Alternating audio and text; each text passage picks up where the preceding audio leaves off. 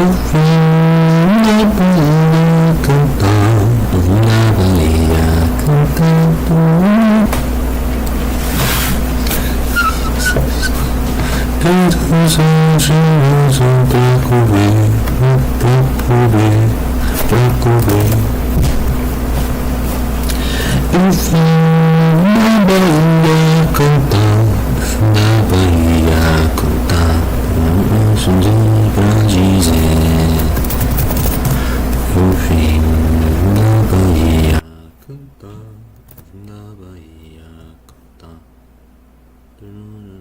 pra dizer a Bahia querida, meu mata, moço, temos uma Bahia que veio pra dizer.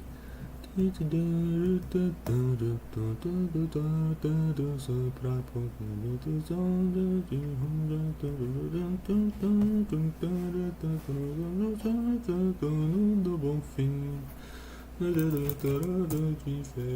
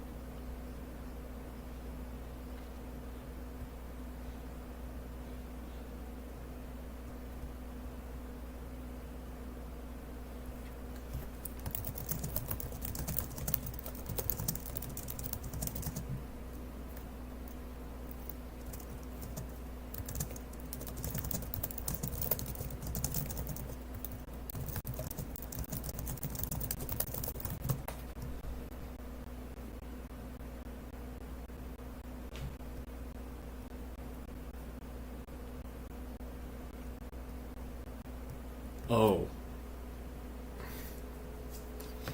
Looks like I'm learning about how memory works. Because I didn't really know this.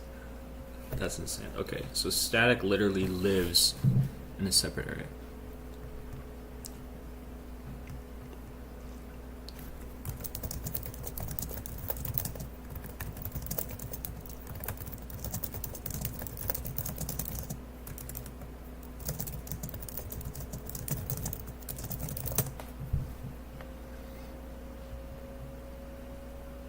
How does that work? Oh, because our statics... No, but they're not constant. Statics can change. Right.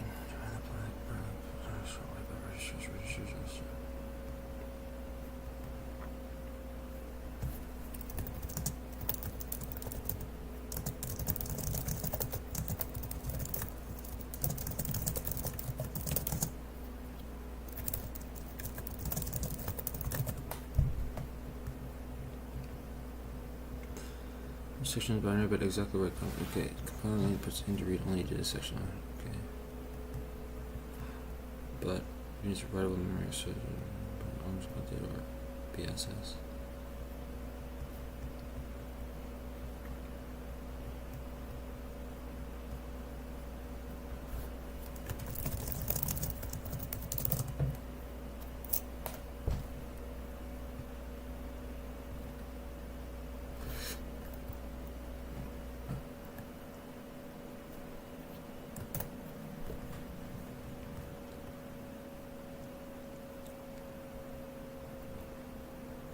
Arrest statics minimal level, no.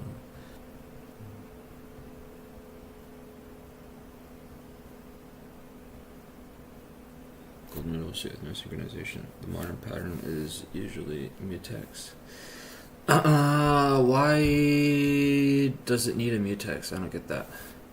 Why does it use a mutex? But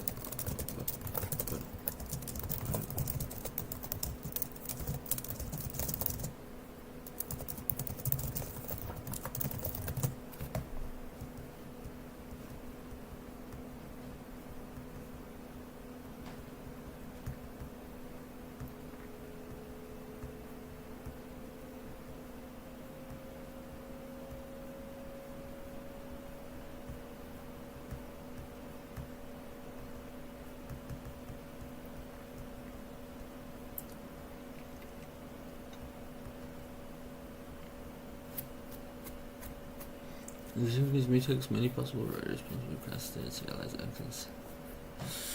Yeah, not a fan of that. Not a fan of that.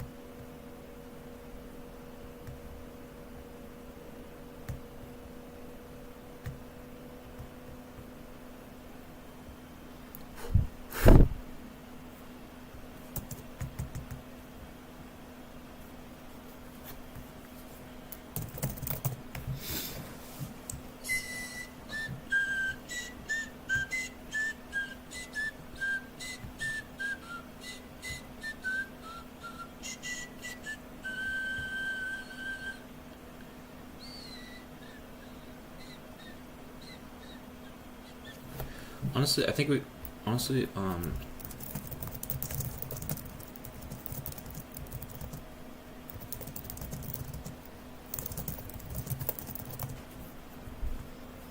yeah, we just put everything in there.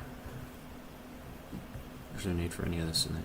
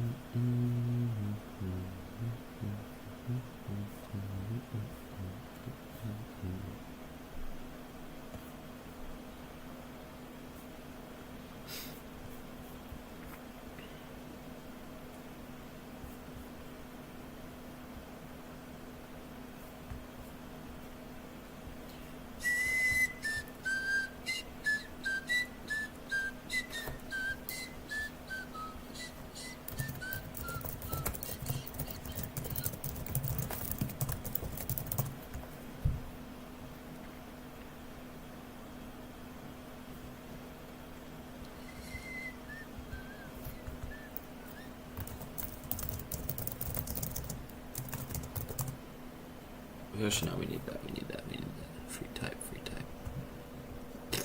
That's fine. How big is bubble wrap?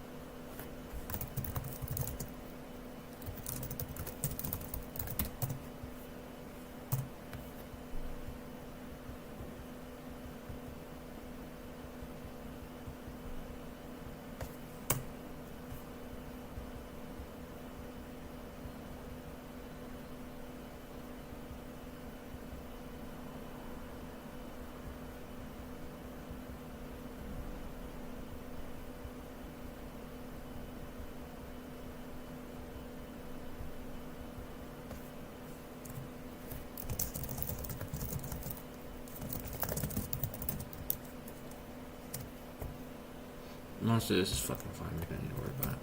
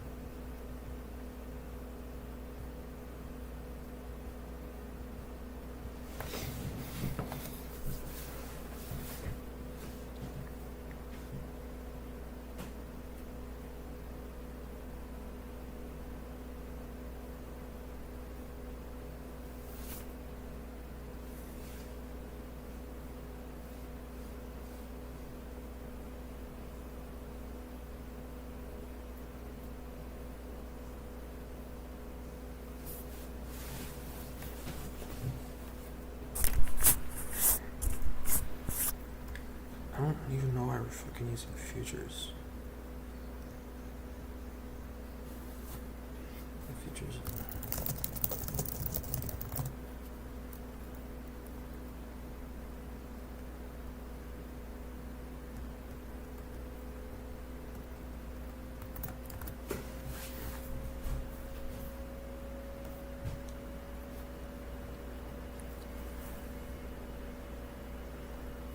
Yep, this is a fucking promise.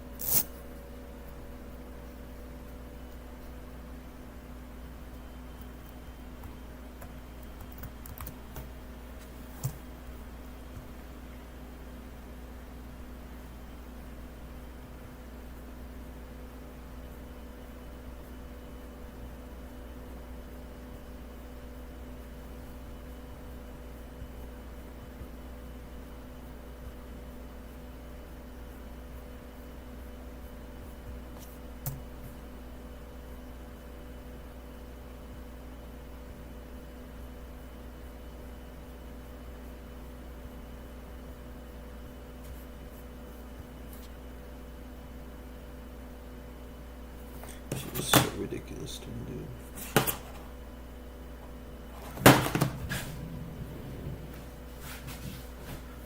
Uber guys here.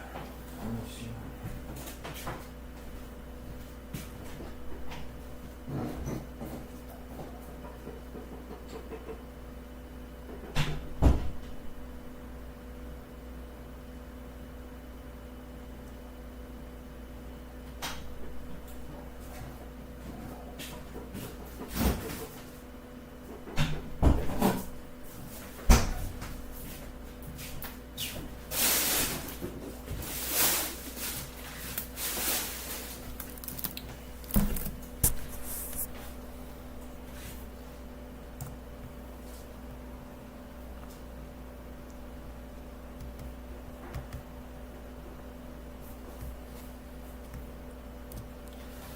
Uber Foods is here.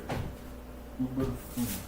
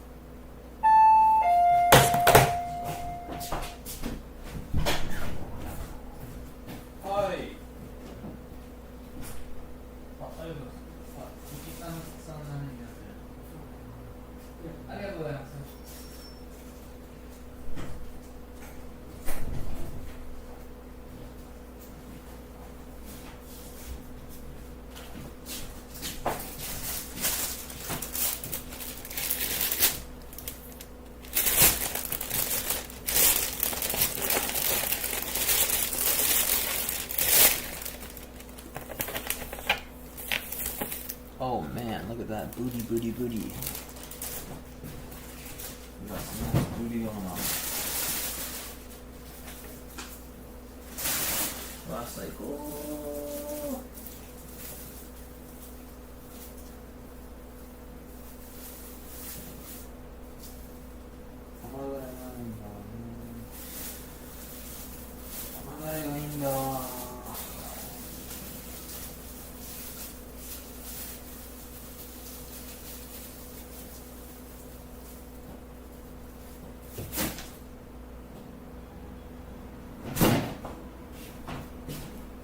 誰がよかったのにね。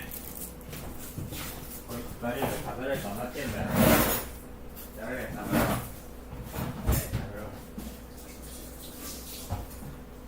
誰が食べるわけこれ。誰で食べる。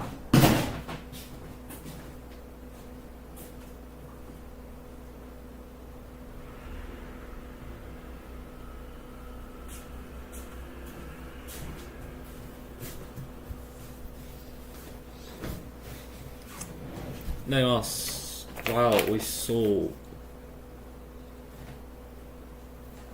見て。美味しそう、美味しそう。美味しそう。うまそう。美味しそう。美味しそう、美味しそう、美味しそう。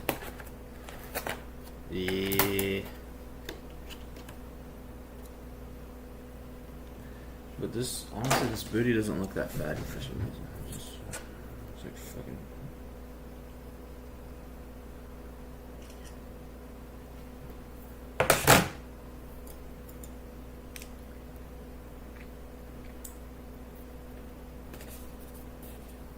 Why does the rice look like that?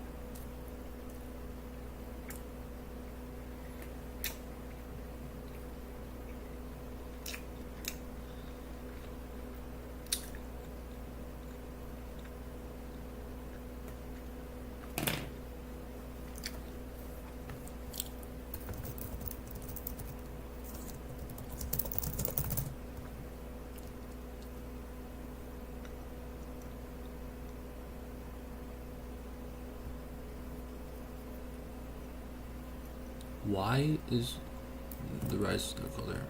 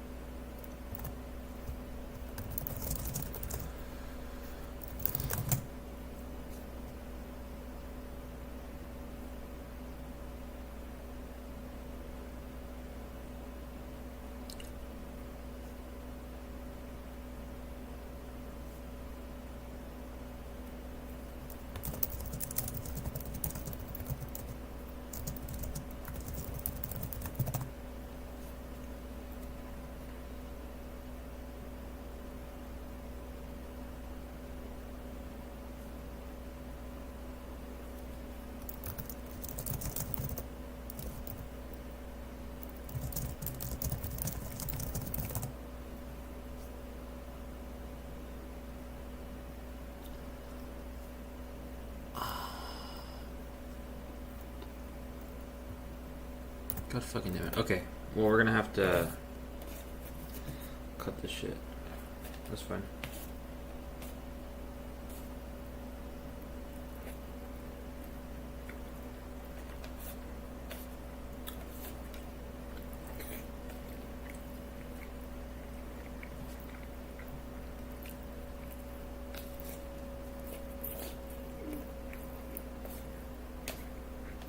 Hmm.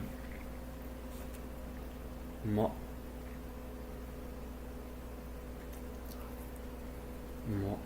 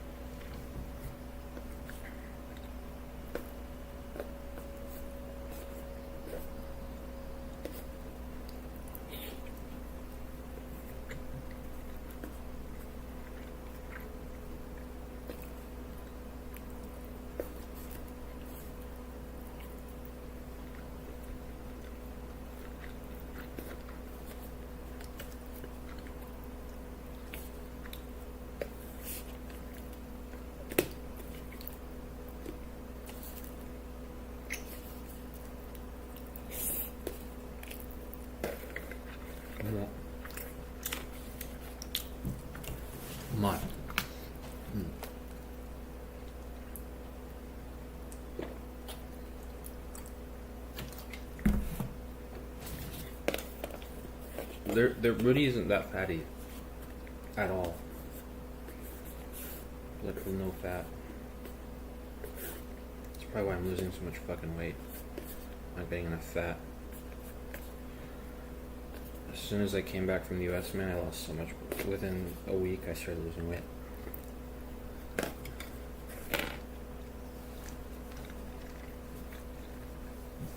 Lost like 2 kilograms. At least I look really. My physique is really good looking now because I'm low fat right now. My BMI is up the clock. No, not BMI. The fat ratio. Anyways, I don't care.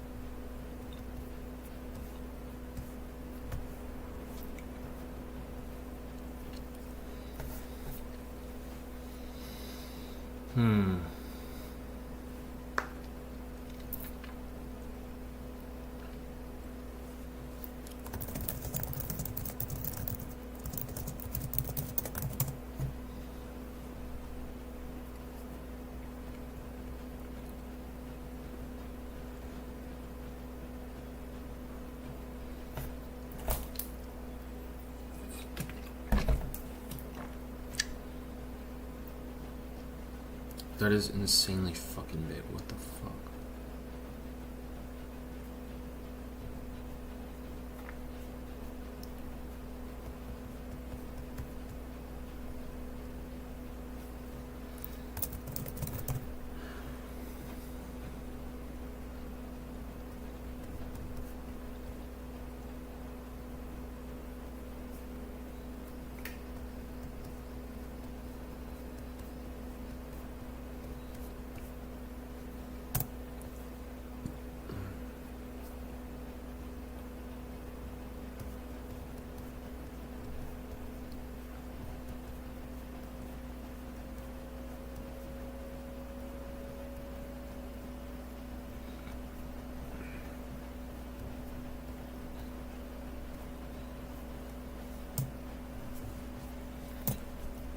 This is just making me want to go back to C++, to be honest. Or C. C with namespaces, because this is just, like, not fucking fun. At all.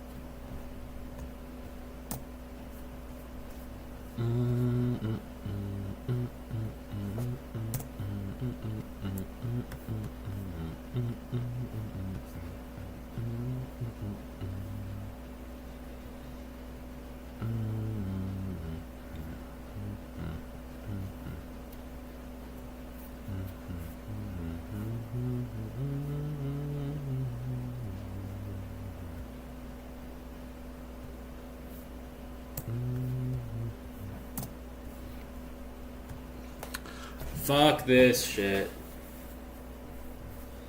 Fuck this shit, bro. Fuck this shit. No, we're not doing this. Sucks.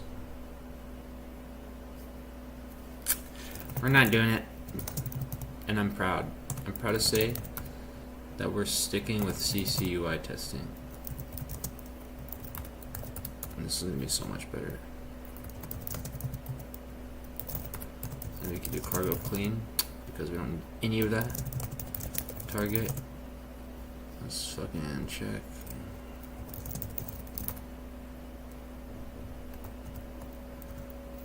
That's it.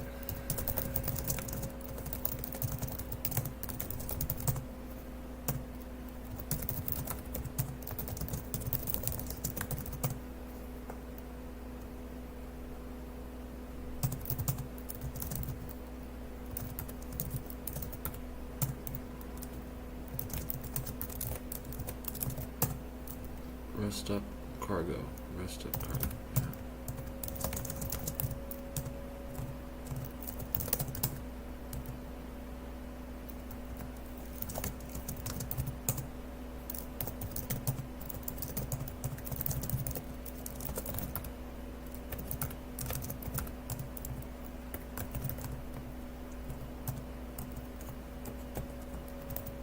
Did that without my permission. Fucking ass.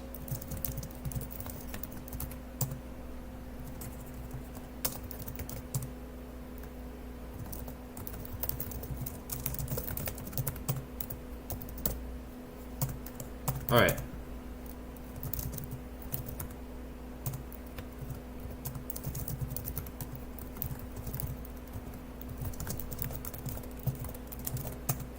We don't need that profile. We have. Yeah, the bash profile. Okay, we got our bash RC. Cargo. Why would it do that?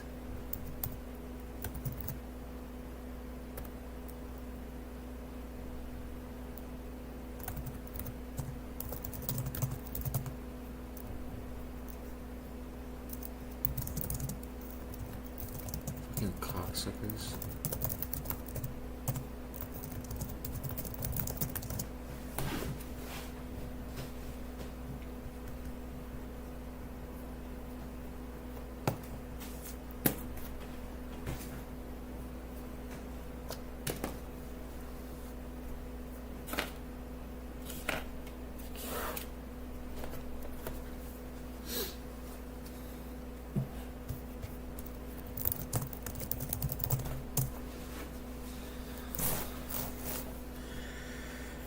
Guys, you just need all you need is Clang. All you need is Clang. All you need is GCC. Yeah. All you need is GCC. That's it. Cool.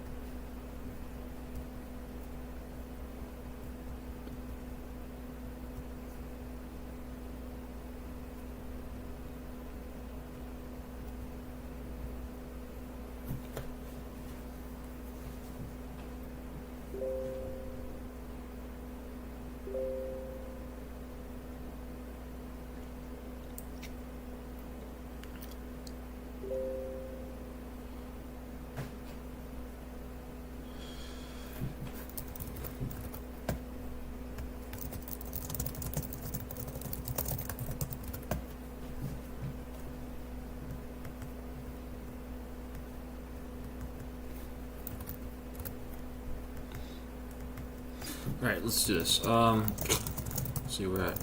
Alright, let's go to CCUI testing. Okay. Web source. I like this a lot. I just like this a lot better, man. This is nicer. It's honestly just nicer.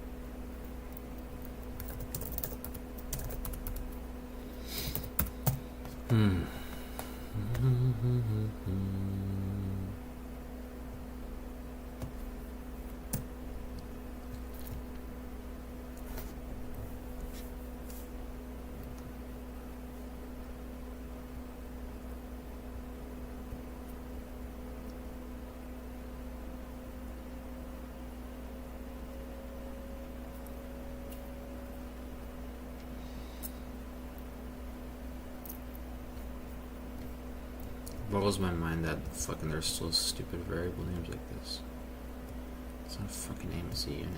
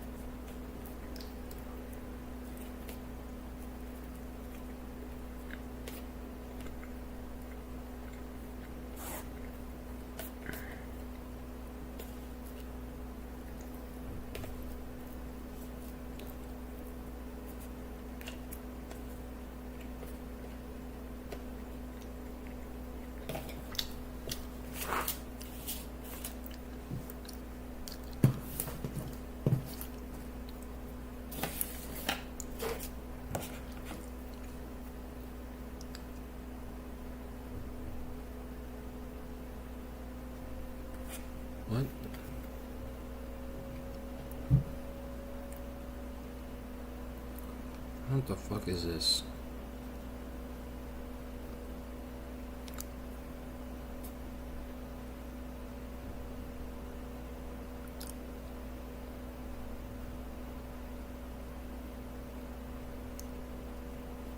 お客様のおかけになりました電話番号は現在使われておりません。番号をお確かめの上、もう一度おかけ直しください。お客様のおかけになりました電話番号は現在使われておりません。番号をお確かめの上、もう一度。 What is this shit?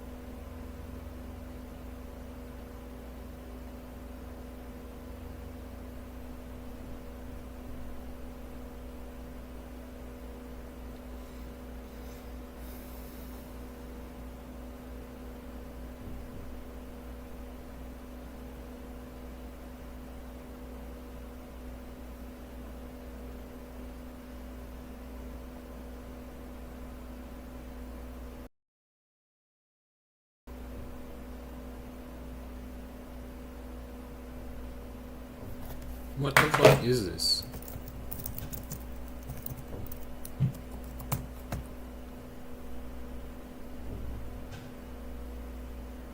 What is this?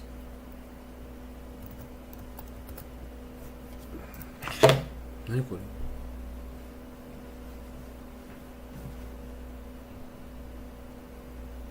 お客様のおかけになりました電話番号は現在使われておりません。番号をお確かめの上、もう一度おかけ直しください。お客様のおかけになりました電話番号は現在使われておりません。番号をお確かめの上、もう一度おかけ直し。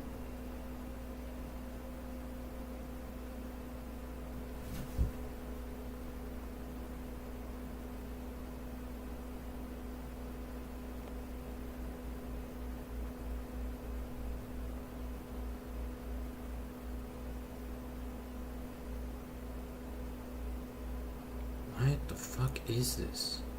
What did I get fucking charged for?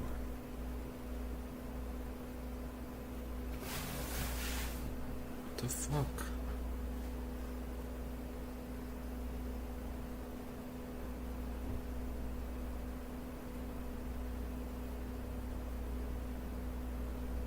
Is this Amazon?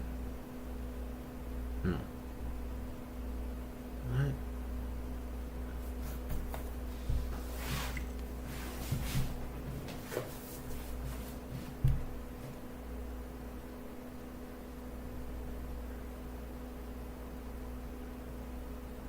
What?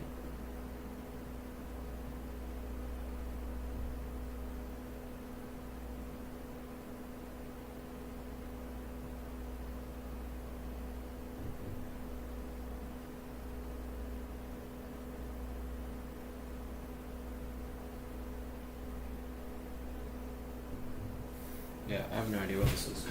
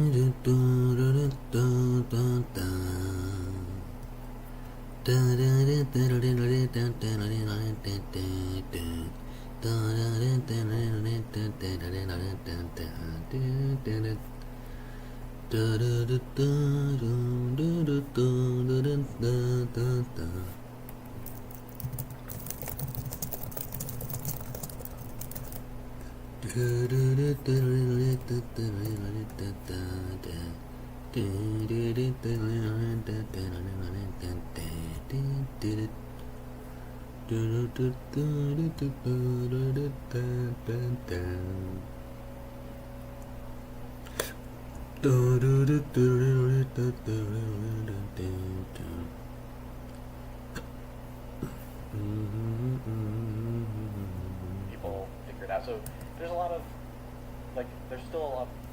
Wait. No. When you said you started young, Yeah. what age were you when you started? Well, I think that around, for Game Maker in particular, I was like 10 or 11-ish, like when I discovered it, and started getting really into it. And yeah, I think it's hard to say for sure that I hadn't, like, it came naturally, but I feel like I must have been doing something else before that, so it's really hard to know, because I had so much interest in, like, just because I had been playing with the basics, the Visual Basic stuff, I tried several things. I think um, it's really hard for me to pin down the origin story because how young I was when it started. Like 10, I think of like 10-ish is when I was knew for sure I was into making games. Yeah. When you were starting to gravitate towards the more technical things, like quote unquote Yeah. serious programming, Yeah. where did you learn from? Okay, yeah. So at first it helped that GameMaker had a really nice community to hang out in, and so most of them were programming in GameMaker, but some of the GameMaker had the transition path here was that the better you got at GameMaker, the more you learned about GameMaker customizations and like plugins and extensions, and those encoded in anything that you could compile to DLL. And so there were some people around who would explain how to do C++ DLLs to make GameMaker like plugin expansion of the system. And so I think I was just like hanging out with those people a little bit and looking at how they were trying to do expansion. None of us, I think we were all within a few years. So it was like none of us really knew what we were doing, but we were all figuring it out together. And there were a few people like 5 years down the road from me in figuring it out who just kind of like showed me what they were up to. And so yeah, it was very much like that. There weren't like resources or anything. At some point I did like start reading C++ books, and I learned the language well from that. Like reading Bjarne Strousa stuff will help you understand like, oh, this is why C++ is like this, and this actually works in this particular way. Like that's all helpful to know. But that wasn't really how to program so much as just background knowledge about C++. So I think that it's more like the people around the community that I was learning from, like how you actually do stuff. This is already when the internet was around, right? Yeah. Yeah. Have you found any sort of usefulness from getting the knowledge from the internet, or not really? I think definitely. I think that I didn't really have anyone like I'm not someone who had like a parent who was already programming. I don't think I knew anybody who was into programming.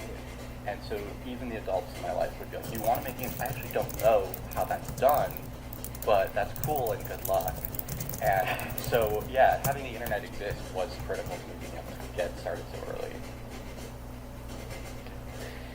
At some point, you started Mr. Forth, Yeah. like of a brand. Yeah. Can you tell me first a little bit about the name? Yeah. And then what was it? Yeah, so that also dates back because it's basically an evolution of the internet screen name I was using when I was a little kid. So when I joined the GameMaker community for the first time, I was like, what's my screen name going to be? And I was, for whatever reason, really fascinated by the concept of like four-dimensional geometry at the time, like higher level geometry. I had just been exposed to it maybe within a few months. I was like, this is so cool. So my screen name is going to be Fourth Dimension. And then I got a little older, so I made it Mr. Fourth Dimension when I made a screen name for Twitch. And then at some point I just was like, okay, I'm just gonna call it Mr. Fourth to shorten it.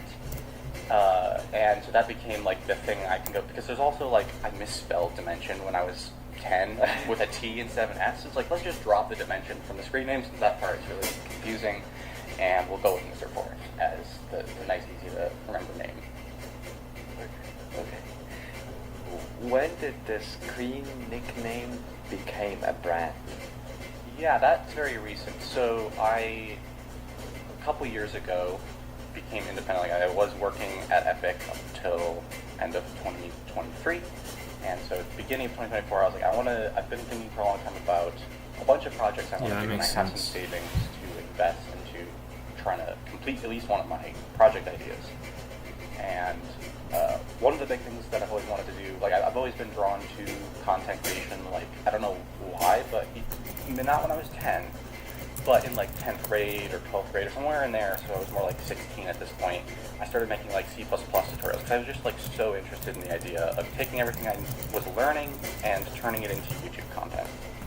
And I don't know why, because I've never really enjoyed the video production part of that at all. Like, it's actually most of the work goes into video production, and I constantly wonder why I am so drawn to it when I actually hate the day-to-day activity. But I like the planning of it, and it feels like a useful way to re-express what I'm thinking about. And so I forget what the question was, but But yeah, I was wherever. asking about the Mr. Fourth brand as it is, Yeah. but I would actually linger on this a little bit. Like this content creations for if you're making a tutorial or like Yeah. something. First of all, you need to clean up what you know about this in your head.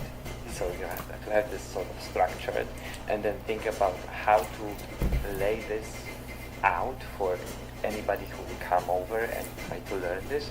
Like there's a lot of activities involved besides the video editing part, Yeah. you know, and also No, I like this the joy mustache of a lot. sharing it with other people. So I think there's lots of things that are I love it. positive there that can draw you. Mhm. Yeah. Yeah.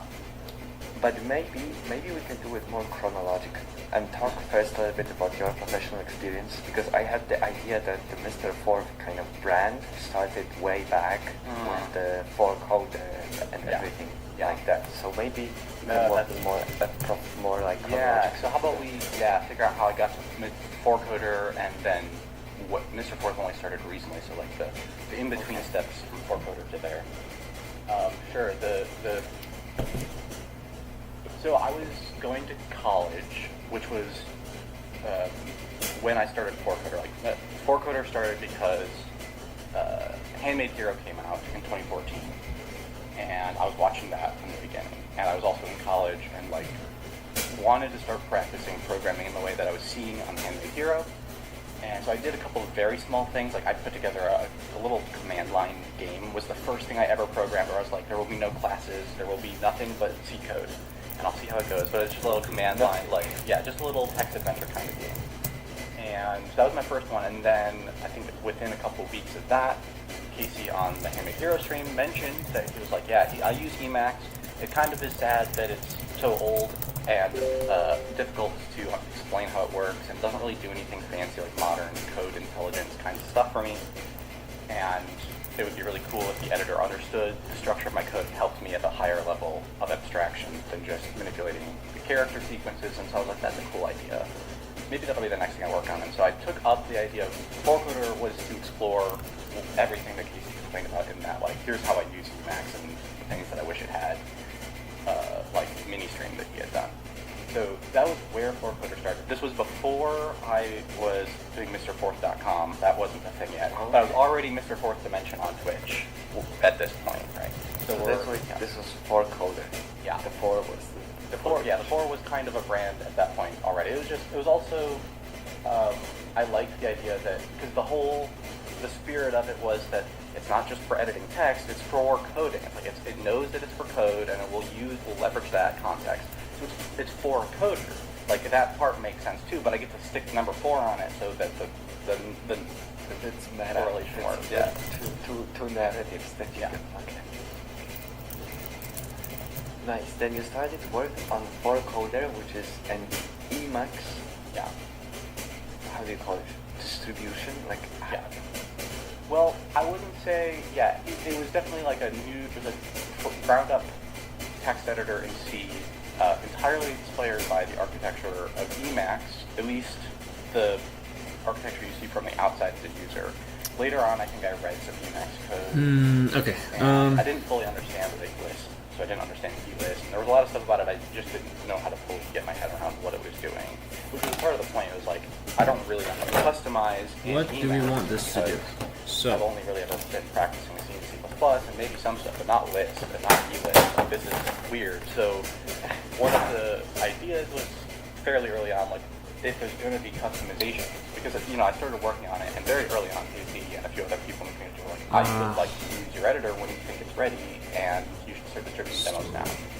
And after one demo, then came out, then the next thing I heard from people was like, if I could just customize the key bindings, I could start using this probably today. And I'm like, oh, okay, so customize key bindings. Well, what's the easiest way I know how to customize something? Think back to GameMaker, how do you make plugins to GameMaker? You make a DLL, I'll do the same. Because that way I can code it the way I already know how. I don't need to learn a new language. I'll just use the language I know.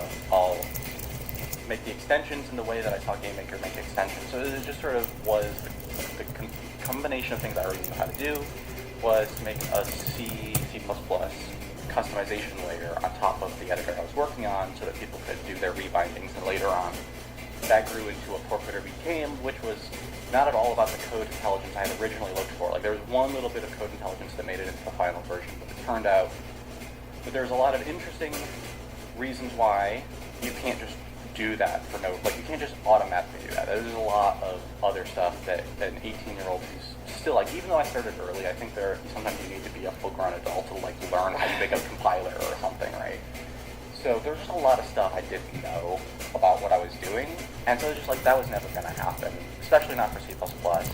But what could happen was I could really go all in on making this customization layer powerful, and that turned out to be the reason a lot of people liked it, was because you could do anything you wanted in the customization layer to make your own editor.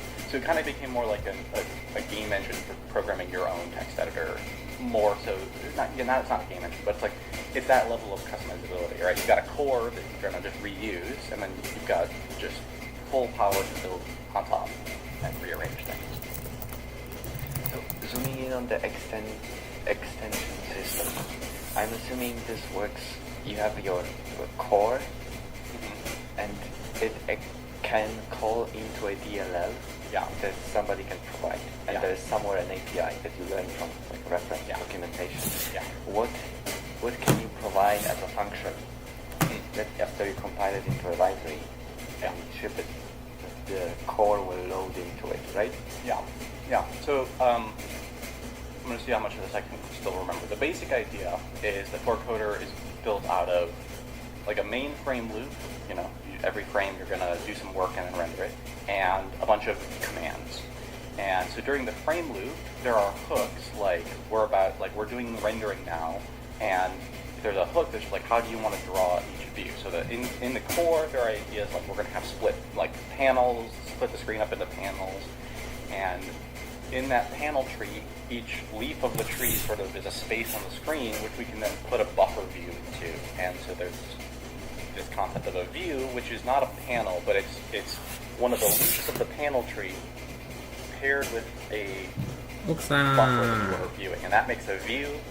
And then there are hooks attached to those, and then there are hooks attached to the buffers, like on load or on save and close. Like there are a couple of hooks you can assign to different main things, and then everything else is just the command, which is like no parameters besides the whole context of the program, and it figures out based on the currently selected view and the positions of the cursor and anything else, like all the state plus whatever,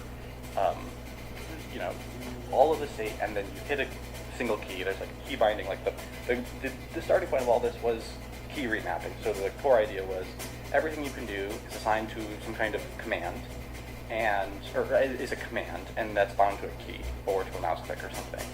And so most of the plugins were like when you're making a customization in Forcoder, a lot of what you're doing is just deciding what your commands are going to be and how they map onto the keys.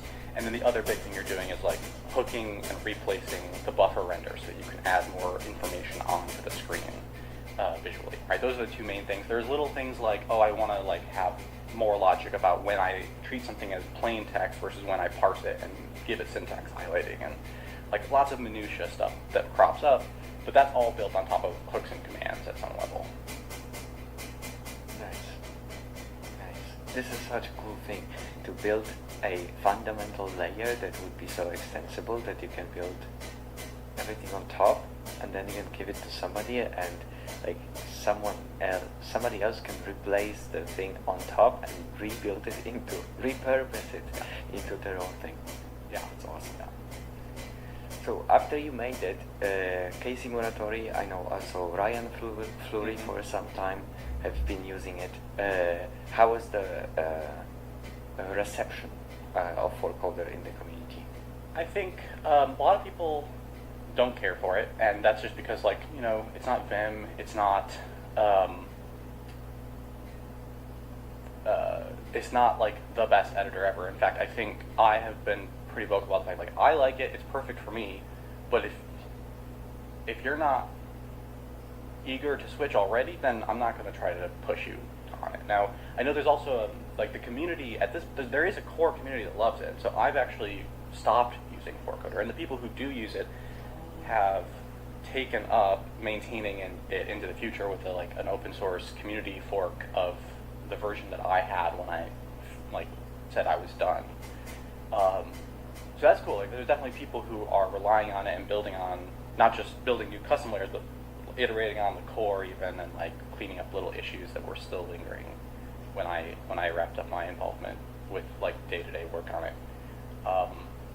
So I would say like it is like for the people who like it, it's exactly what they want, and for everybody else, it's hard to imagine switching to it.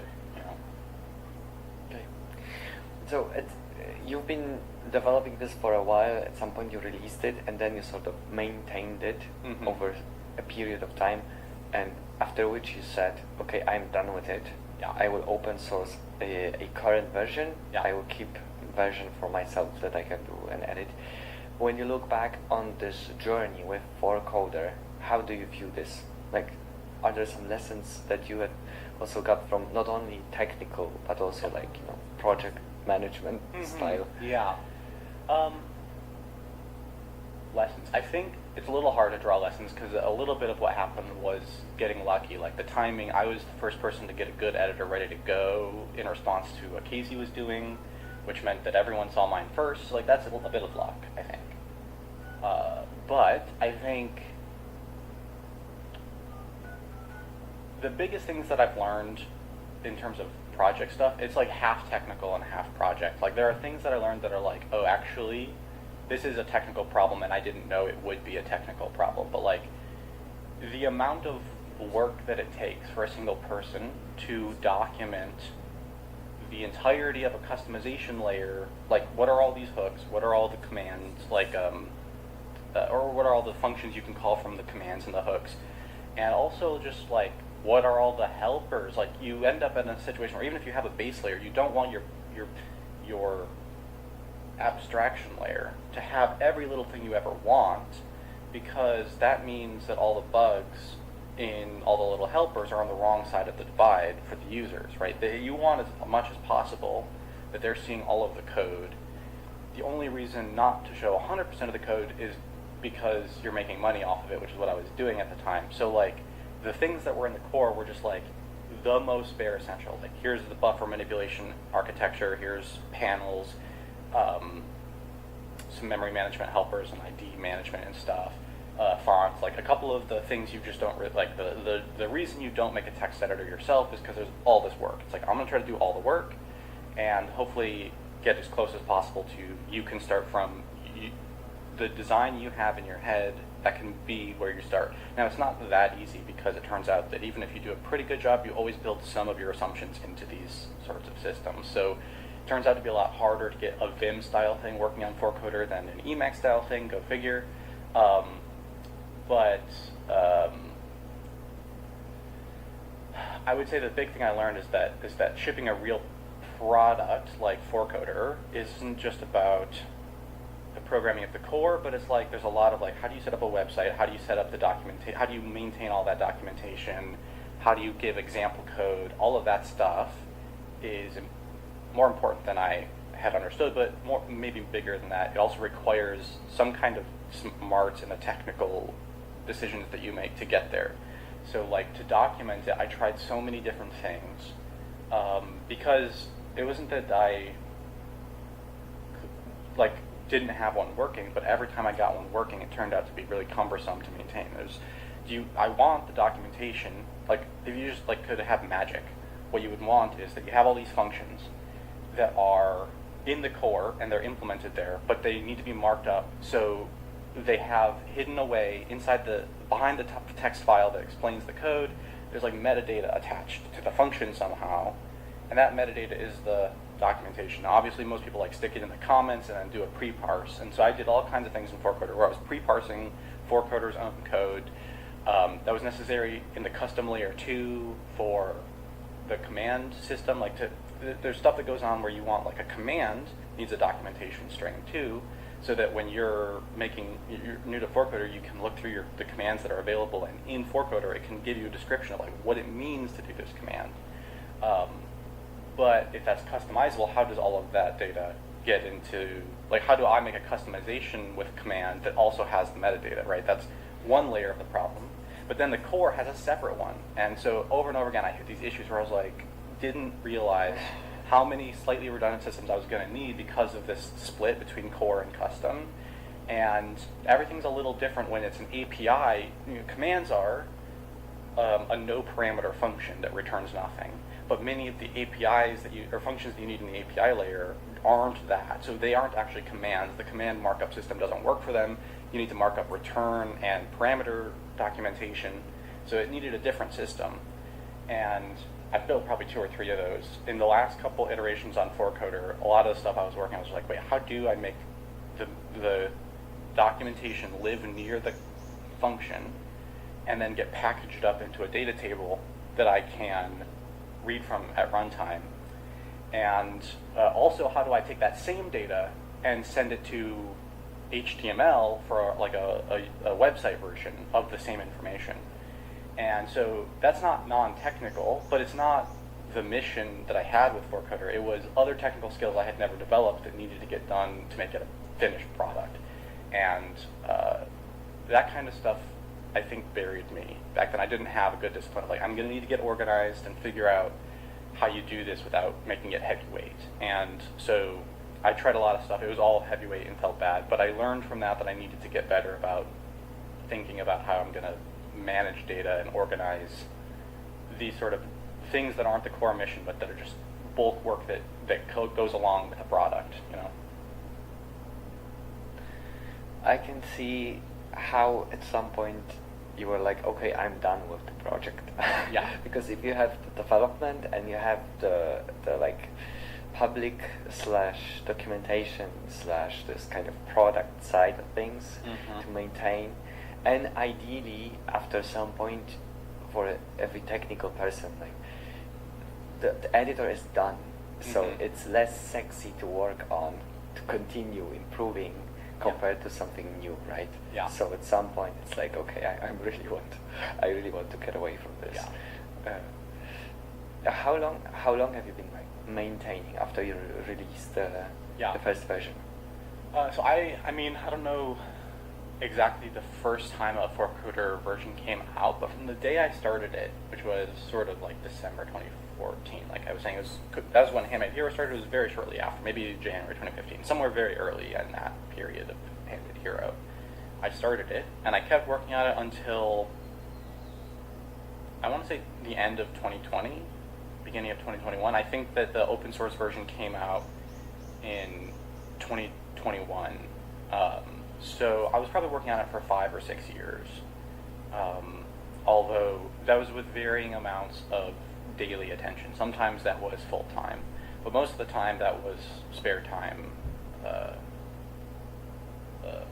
And then there were periods of time where I wasn't touching it for months because other stuff was just going on. So yeah, it was about 5 years though, and interestingly, that's like the time span that has happened to me on most of the projects. Like there was one big game that, if we were to rewind the clock back to GameMaker days, there was one big game project that I was doing with a few people from that GameMaker community, and we tried for about 5 years, and this was an overly ambitious project, so we had many iterations of starting from scratch with it. But was it MMO RPG? Yeah, it was actually. It was that and also a physics game at the same time, so that it was as hard as possible. Yeah. But I think that was useful to do that kind of thing because I learned a lot, and in about 5 years I was like, I think I'm done trying this. And I think the same thing happened with 4Coder, except I made some progress in the 5 years. Like I actually got somewhere good. And yeah, so that's kind of been my pattern, my rhythm personally, is I can maintain interest in one thing for about 5 years, but at about the 5 year point I desperately need to start over on something, a new idea. I mean, on the topic of like 4Coder, you made it, like, and then like it was there. So you know, when you make a MMORPG and like 5 years down the line you realize it's getting nowhere and you drop it, you can consider this like a failure. But right, like you have some sort of learnings and lessons, but like, you know, it didn't ship, so like there's nothing. Yeah. But in this case, like there is an editor, it's already there for a number of years, so that's like quite a success. On the technical side, if you remember, what were the difficulties in the 4Coder development in general? Like, what were the bottlenecks of the program? Well, I think the biggest thing was that early on, early on the thought was that it was going to do all this code intelligence stuff. And so I spent a lot of time, even though I was a little in over my head at the time, I spent a lot of time learning how you build a parser and the front end of a compiler. Because the idea was if we can parse the C++ code, which I later simplified to if we can parse the C code, but either way, it's like if you can parse it, you should be able to do things like rearrange based on semantics instead of rearranging based on text, like manipulation. And so I spent a lot of the time in that 5 years trying to get better at that and figuring out how it would fit in to do all of that.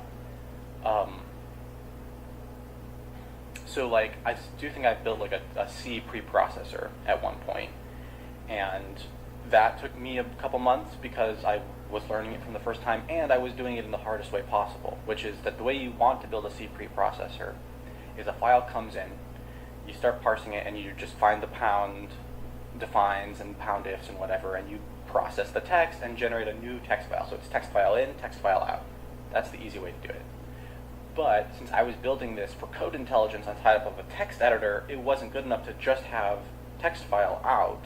What I actually needed was a data structure which would allow me to understand the semantics of the code that would be generated by the preprocessor, but without actually building a new data structure that was separate and disconnected from the original, because I still need all of the edits that I make to flow back to the original file, right? I still need to be able to say, if we're going to rename this macro, I don't want to rename it in the preprocessed version. I want to rename it before the preprocessing has happened.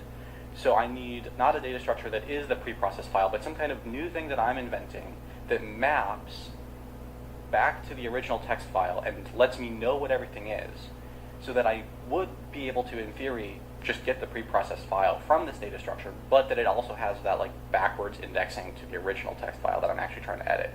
So I didn't realize at the time that I was simultaneously learning to program a preprocessor, which I had never done before, and inventing a whole new data structure on the fly. Like that was what I was attempting to do, but I was in over my head and didn't realize it. So like that's really hard. And in fact, the more you think about it, it's actually like a waste of time, because the next thing you have to do so what happens with any C or C++ program is the way you build it, whether you have an IDE managing this for you or not, is you call the compiler, you pass in the code, and you pass in a bunch of settings.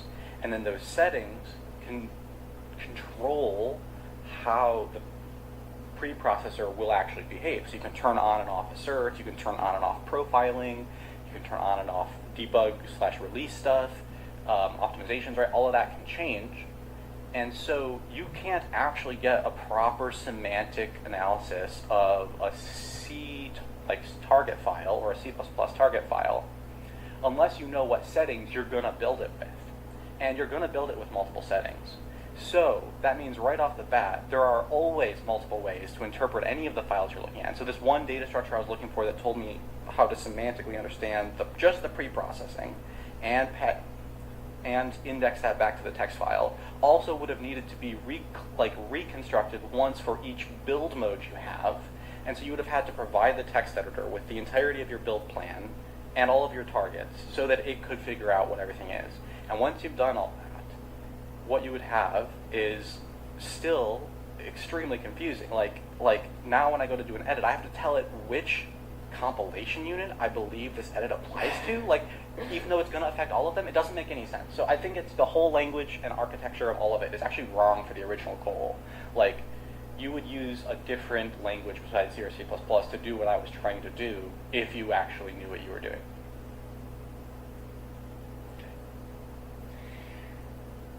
How much of the code intelligence stuff actually got into for Coder? Yeah.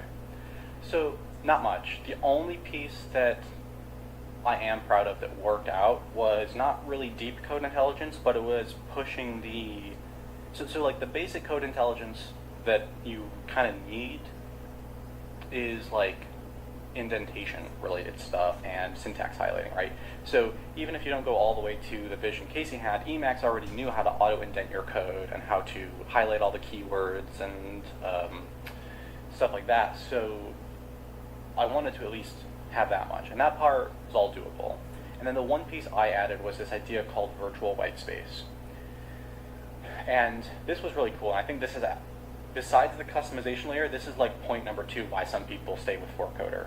It is this idea of virtual whitespace, because in most text editors, you're still presented with an interface that says this is a text file, and also there's a automated or the manually controlled indentation plan built into the editor that you can configure. Like, auto indent this for me and it'll like fix the indentation of this line or this range you've selected. And if you configure that in a way that you mostly like it, then you get the results you want and you adopt that as your style, and there you go. But usually when you're typing, like, little things will get in the wrong place. And so you're typing, and then stop to auto indent, and typing, stop to auto indent. Or you build it in as an automated response. So it's like every time I type a brace and a semicolon, it'll automatically auto indent the line or the range that's applicable. And those sorts of things kind of work. But I wanted to take it a step further, because I felt like this intermediate step of like highlight a range and auto indent it and then keep going was just an extra bit of busy work. And I wanted to never be in the place where it looked wrong. Like, I was like, I know what the code should look like. And more than that, I don't care what it looks like to other people, right? Like, my editor can show me an indentation plan that should be separated from the actual storage medium so that other people can have their indentation. Say I'm working at some company and they have, like, we always use 4-space indents, or we always use tab indents, or whatever. They've got some formatting rules they wanted you to follow. That's fine. I want to follow the rules of the code base I'm in, but I also want it to look the way I like, which is a weird peculiarity of me. I like really small indents. I like to fit as much on the screen as possible, so I use the 1-space indent style where it's like it looks like 1 space on the screen. But because of virtual whitespace, what you can do is you can say, like, I want to separate what's in the text file from the presentation to the user. And so virtual whitespace is not a configuration of how you auto-indent the file, but rather how you lay out the display of the file, so that you can say, I want it to look like 1-space indents, and in the background, I want the auto-indenter to do something different, or maybe the same thing, but either way, it's flexible, and different ForkCoder users on the same project can therefore all agree on an indentation style for the text file, but all configure the layout differently for their own local editor. Nice. That's cool. No longer issues with the tabs versus spaces, and then like for 8 spaces, like I think GitHub resolves 1 tab to 8 spaces. So if you have something tab indented, not like usually they are converted to spaces by other editors, but if you don't have that and you have actual tabs, they're like super wide. So I guess you would hate it if you like 1-space indents. Nice. What's the state of ForkCoder now? It's been open sourced. Yeah. How does it look like now? Well, I am only like marginally involved with it at this point, so I open sourced it, like I said, in 2021, basically with the idea that I had decided I didn't feel like working on it anymore. At that point, I think it had been over a year since I had personally fixed a ForkCoder bug for myself. Like, I was still doing things for other users, but everything was the way I wanted it. Ironically, like, since then there are like 2 bugs that constantly bug me, and the community fork has actually fixed them. But what happened was I made an open source version and shared it. I was like, I don't really want to do this anymore, but I know that a lot of people are using ForkCoder, and I don't want anyone to just, like, who's built their own customization stuff. Like, people who started building customizations were kind of investing in making ForkCoder their editor.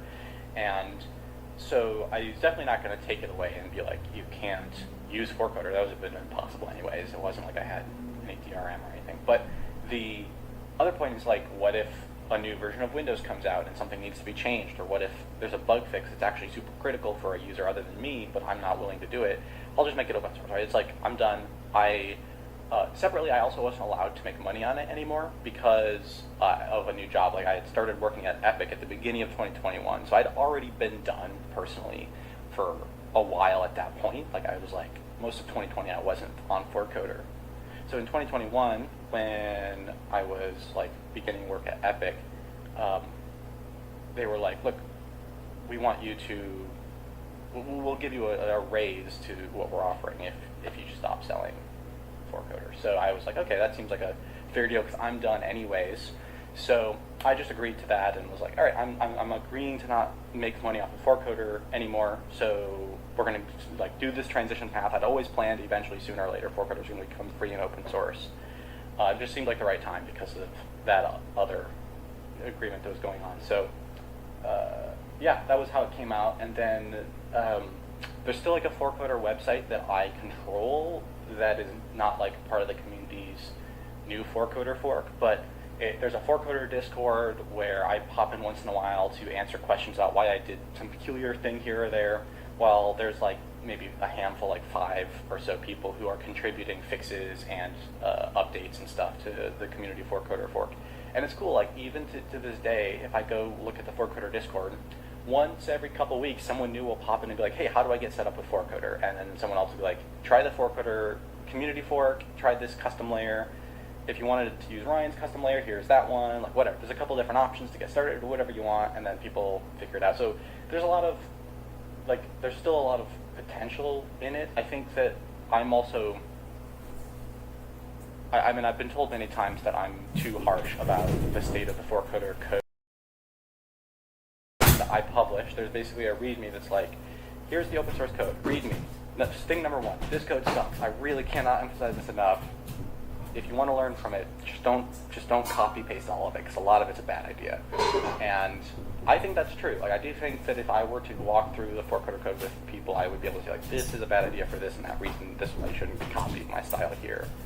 But it's also useful because I think there's a push and pull there. I think good style is important. There are places where small failures add up. Like small little mistakes, things that are just not the best way to do something, do matter. But on the other side, there's a lot of stuff that I figured out how to do that people are curious about that is in there. And so code, even when it's, I think the flip side of that is if someone else handed me code that did something that I didn't know how to do, I wouldn't say this style is so poor that it's useless. It's like it's still very valuable to have code that knows how to do something. You can learn from that part of it. And so I think to answer your question about what's the state of 4Coder, I think that 4Coder is useful to people. I don't personally think it's the best thing ever and should be pushed at like ad infinitum to the end of the universe. I think that there's a better version of a text editor. Like I'm looking at, I don't know if you've heard of Fred. It was demoed a few times here and there so far, but like it's a new text editor being worked on. I'm really excited about. There's a few others that I think are similar. I also have been thinking a lot about the customization layer thing. Like the 4Coder customization layer was cool, but there were a lot of difficulties with getting that up and running. So I've been thinking a lot about like, if I were going to recommend people how to really make a customization layer, how will I do that? And it's not the way I did it in 4Coder, and so that's one of the things I'm working on too, is as I've been developing this new strategy to make custom layers like the 4Coder one way better, I've been kind of pitching that stuff back to the 4Coder community, like, hey, you know how we do commands like this? What if commands didn't need any metaprogramming at all because we just did it like this? And then it's like, well, yeah, that's true, but 4Coder isn't built that way. How, like, this is going to be a huge rewrite, and I'm like, yeah, that's why I think 4Coder is a problem in some ways. Like, it's cool, but like, there's a lot of better stuff that I'm figuring out that I want to see take over and replace what I was doing in 4Coder. So that's my own analysis of what's going on in 4Coder. You mentioned Fred. What would be the Fred unique selling points that like what would bring it to the table? Well, what I like about Fred in particular is that it has a complete history system. So in 4Coder you have undo redo like usual, like in modern editors. Actually, not like Emacs. The Emacs undo system is weirder, but more anachronistic. But most modern undo systems are just like you can hit Control-Z as much as you want, and as long as you don't type, you can redo all of the things you just undid with the other direction. As soon as you start typing, you throw away all the old stuff. So one of the, like, Fred has really nice polish on its UI already, and its graphical representation of, like, its text looks nice. Everything looks nicer on Fred. Like, one of the things that I didn't know how to do back in the day of 4Coder was good graphics programming. Like, I'd done all this game stuff, but in a game engine, like GameMaker, you're just throwing sprites together the core of the graphics programming is done, and when there are things like aliasing stuff, you just are like, I don't know what that is, I don't know how to deal with that, it's not my problem, the engine was supposed to, like, it either does or doesn't look good when I call draw line, and whatever game engine you're on either does or doesn't anti-alias that. So it was around the time I would say like 2017 or so, I started to realize I really don't know graphics programming. I'd already been on FloorCoder for a bit, but the only thing I knew how to do in FloorCoder was like rectangles and strings on the screen. Like that's what FloorCoder is. In the end, there were rounded rectangles. Like I cribbed some ideas from somewhere on the internet about like how to use shaders to do sign distance functions, so you can make really easy rounded rectangles, and they look fine. And that's it. Like that's FloorCoder is rounded rectangles and strings.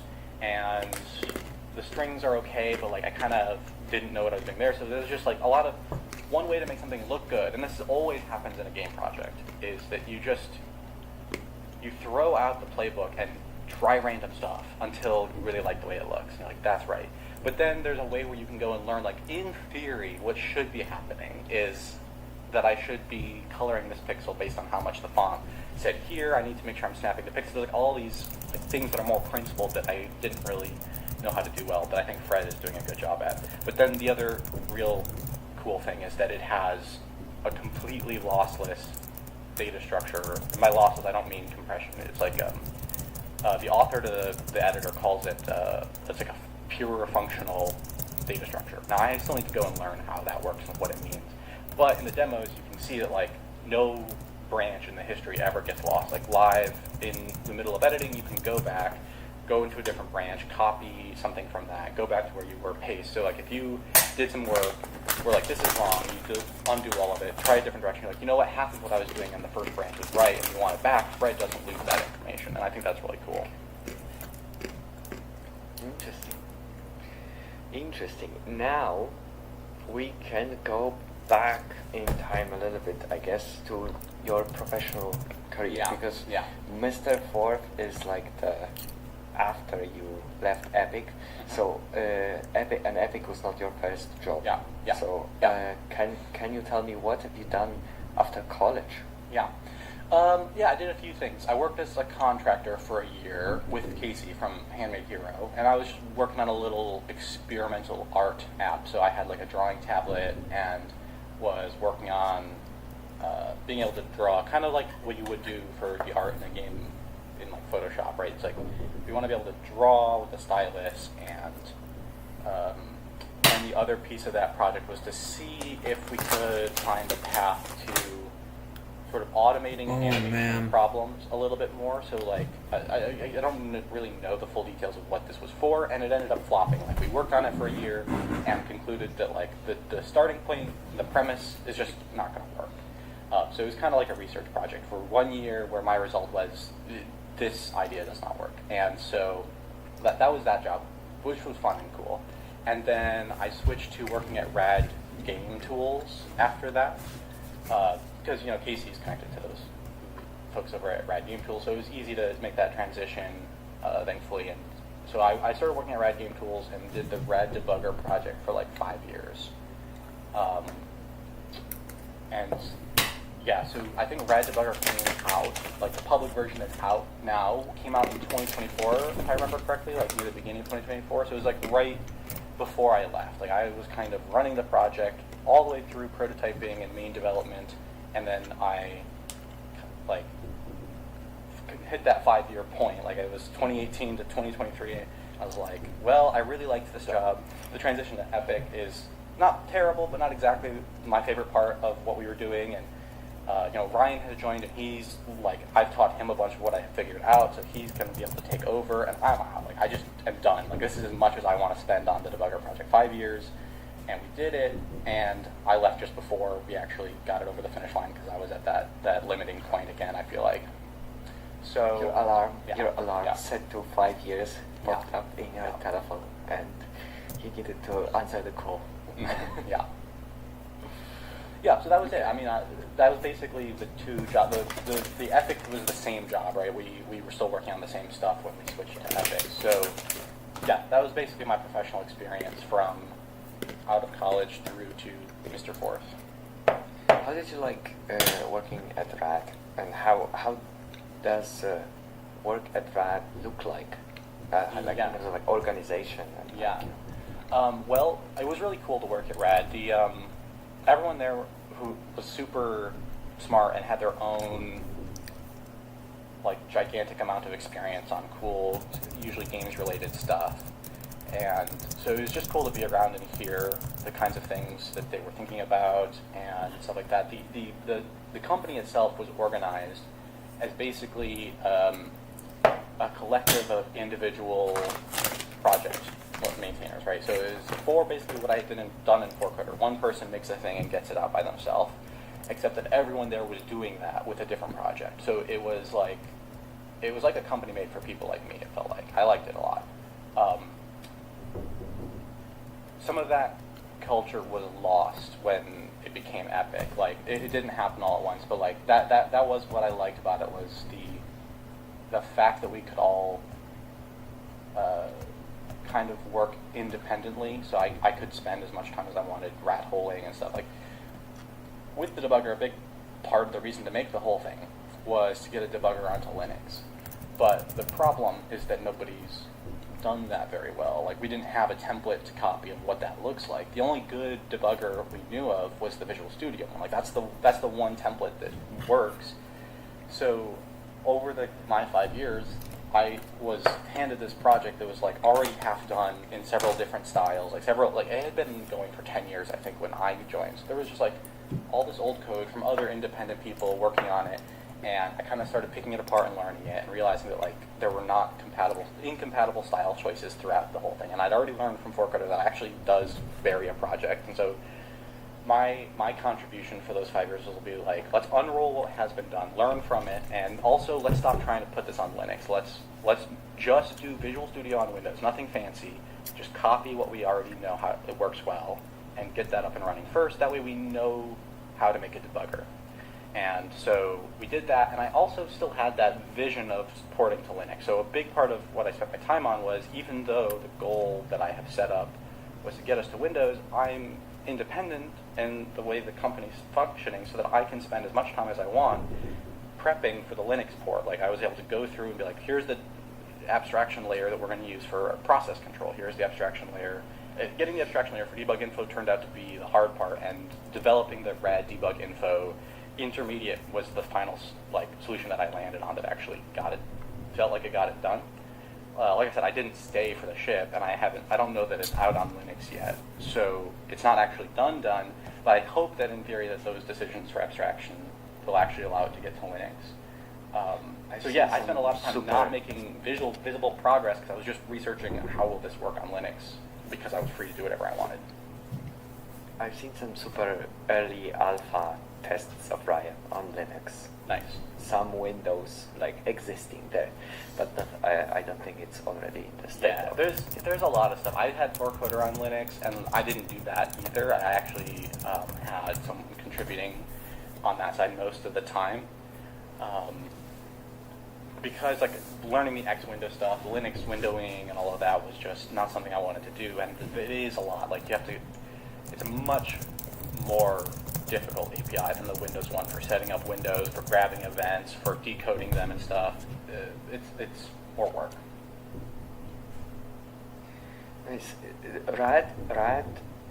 I know. At this point it's Epic, so it's kind of like a bit over for this journey, or style of company, at least there.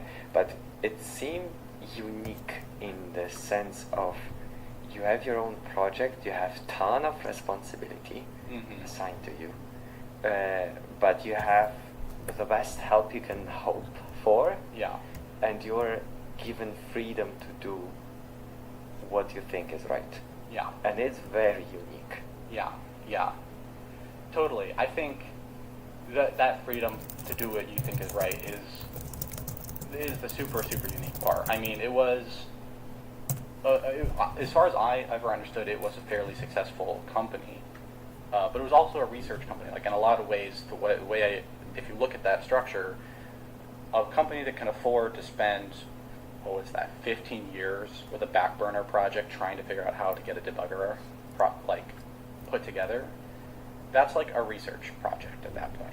Not knowing, having a product that takes that long means you are spending more time figuring things out that you don't know how to do, which to me isn't development. That's before development. You're like, just how to answer the question, like, what do you even do? Is it like, what are the ways to make it possible? So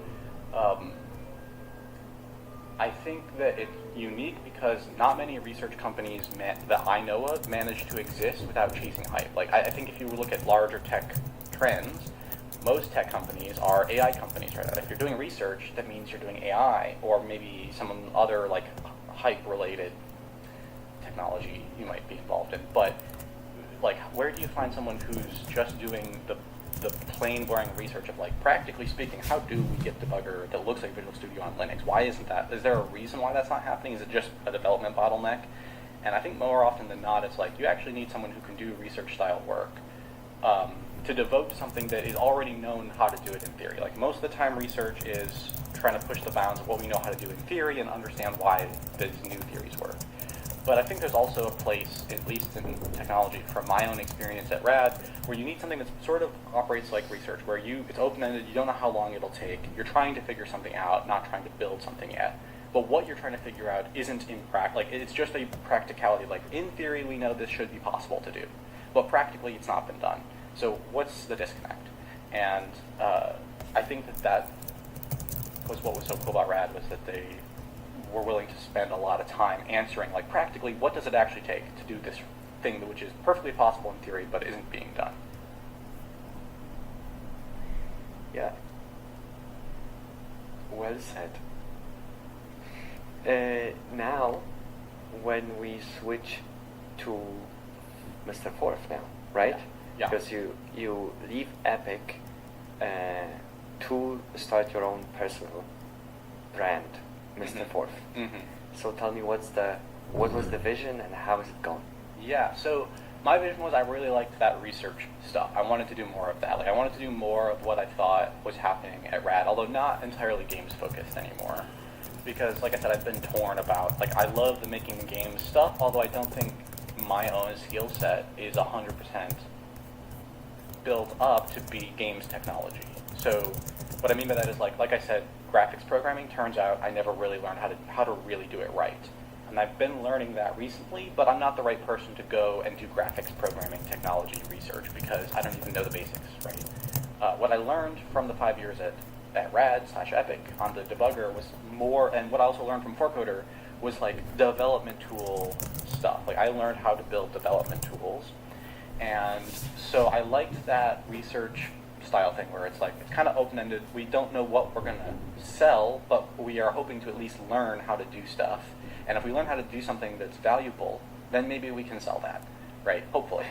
And I was like, I want to go back to working like that. I don't want to, like, what had kind of happened, and I think that this is another piece of what happened at RAD that I never participated in because I left after 5 years. But at a certain point, it transitions from get this thing ready, figure out a good thing you could do, to now maintain this in perpetuity for a while, right? Like, make a product out of it and make it so people can use it and build that part. I sort of left when that was going to become the new status of the debugger project, right? So I was doing the how do we get this out there? How do we got it up to version 1 essentially, and then after that it's going to be like, well, there's going to be porting, there's going to be project system iterations, there's going to be all kinds of how do you make this a better product stuff, which is fine, but like, especially if you're already at your sort of limit, like your burnout limit, you're like, I'm going to be bored of this project. I definitely don't want to be on the part that's just maintenance. So it's like, maybe there's a blind spot in my own vision there where it's like, I don't actually have that much emphasis on getting anything in particular done. I am hoping that I can sell people on the idea that this practical research stuff actually pays off, right? So my thought process after the experience at RAD, but also there was a separate thread of experience that started happening in 2020. So when, 2020 was the pandemic lockdown year, and so that looked different for everybody, but for me, that meant that I had a whole lot of free time, and nothing really was going to be able to interrupt me from using it however I wanted. So in some ways, it was a really great year. It was kind of, I know it sucked in a lot of ways too, but it was like kind of a really great year for me. So I got really into this idea of like, okay, the ForCoder project was originally about this high-level semantic editing thing. That still seems valuable to me, but I'm no longer convinced that I can do that by just throwing a new editor on top of C, C++. Like, I kind of learned that's not going to work. So I started thinking about, like, what is the next step for that vision? Like, do I want to keep pursuing it, and if so, how? And the path I kind of ended up on was this path of, like, I want to master the particulars of how the tool chain that we currently have works. So specifically, after spending enough time around this, you get used to the idea like you have text files, and then text files get converted into your program, and they also get checked into Git for a repository, like a version control, and they get edited in your text editor. So the text file is like, it's just a file in the file system at one level, but it's also a choice of the entire ecosystem to have all the other tools for development speak this particular data structure as its main language, right? All the other tools work together. The reason my text editor, it doesn't need to have Git built in. Just the fact that they both say text file is the interface means that they talk to each other through that interface. Same thing with the compiler and compiler interface. Like it's the central point. And my new idea was I want to get good at understanding all of the spokes on that wheel, because I really want to nuke the text file out of the center and put something else there. I think that's the long-term vision for a new paradigm of programming where high-level semantic editing, like what Casey was pitching, and what I don't even know what he had in mind, to be honest, right? Like, we could go back and watch and ask him. But what I had in mind, listening to what he had to say and thinking about it for the years I was working on ForCoder, what I had in mind, I think, will become much more possible in a world where the text data structure isn't the center of the system anymore, because the text data structure for any of the semantic stuff I want to do, it has to go through these translation steps, and those translation steps add a bunch of structure. So like they don't add structure. They discover the structure from the text file. Like there's the structure hidden within the symbols of the text file. It finds it and uses that. What I am convinced of at this point is that the text file itself, another piece of this is it's hard for me to pick it all apart because I've spent so much time thinking about it. It's not one text file, right? It is a tree of them that we use as the central data structure because it's in a file system, and we always are using multiple of them. So it's like a tree of text files, or something like that, is the data structure that we use as the central hub. And while it gives you some opportunities to create discrete differentiation between things, so I can put stuff into separate files, that has usually been already assigned a meaning by the language, right? The language is usually already kind of telling you what you're going to have to do in terms of what goes in a file and how you do file divisions. Now, like, there's flexibility. You can make some decisions about, like, okay, the language will allow me to, and C is very free. I can use lots of compound includes and stuff, but there's still limitations there. There's, like, you can't, if I end up deciding that the best way to organize this would be like everything will be in its own, every command in ForCoder will be in its own file, for instance. We are going to have one separate file for each command. That'd be crazy, right? Unless the preprocessor had like include all inside a path, but it doesn't. So those decisions are baked into the language about what the tree of text files does and doesn't mean, is what I'm trying to get at.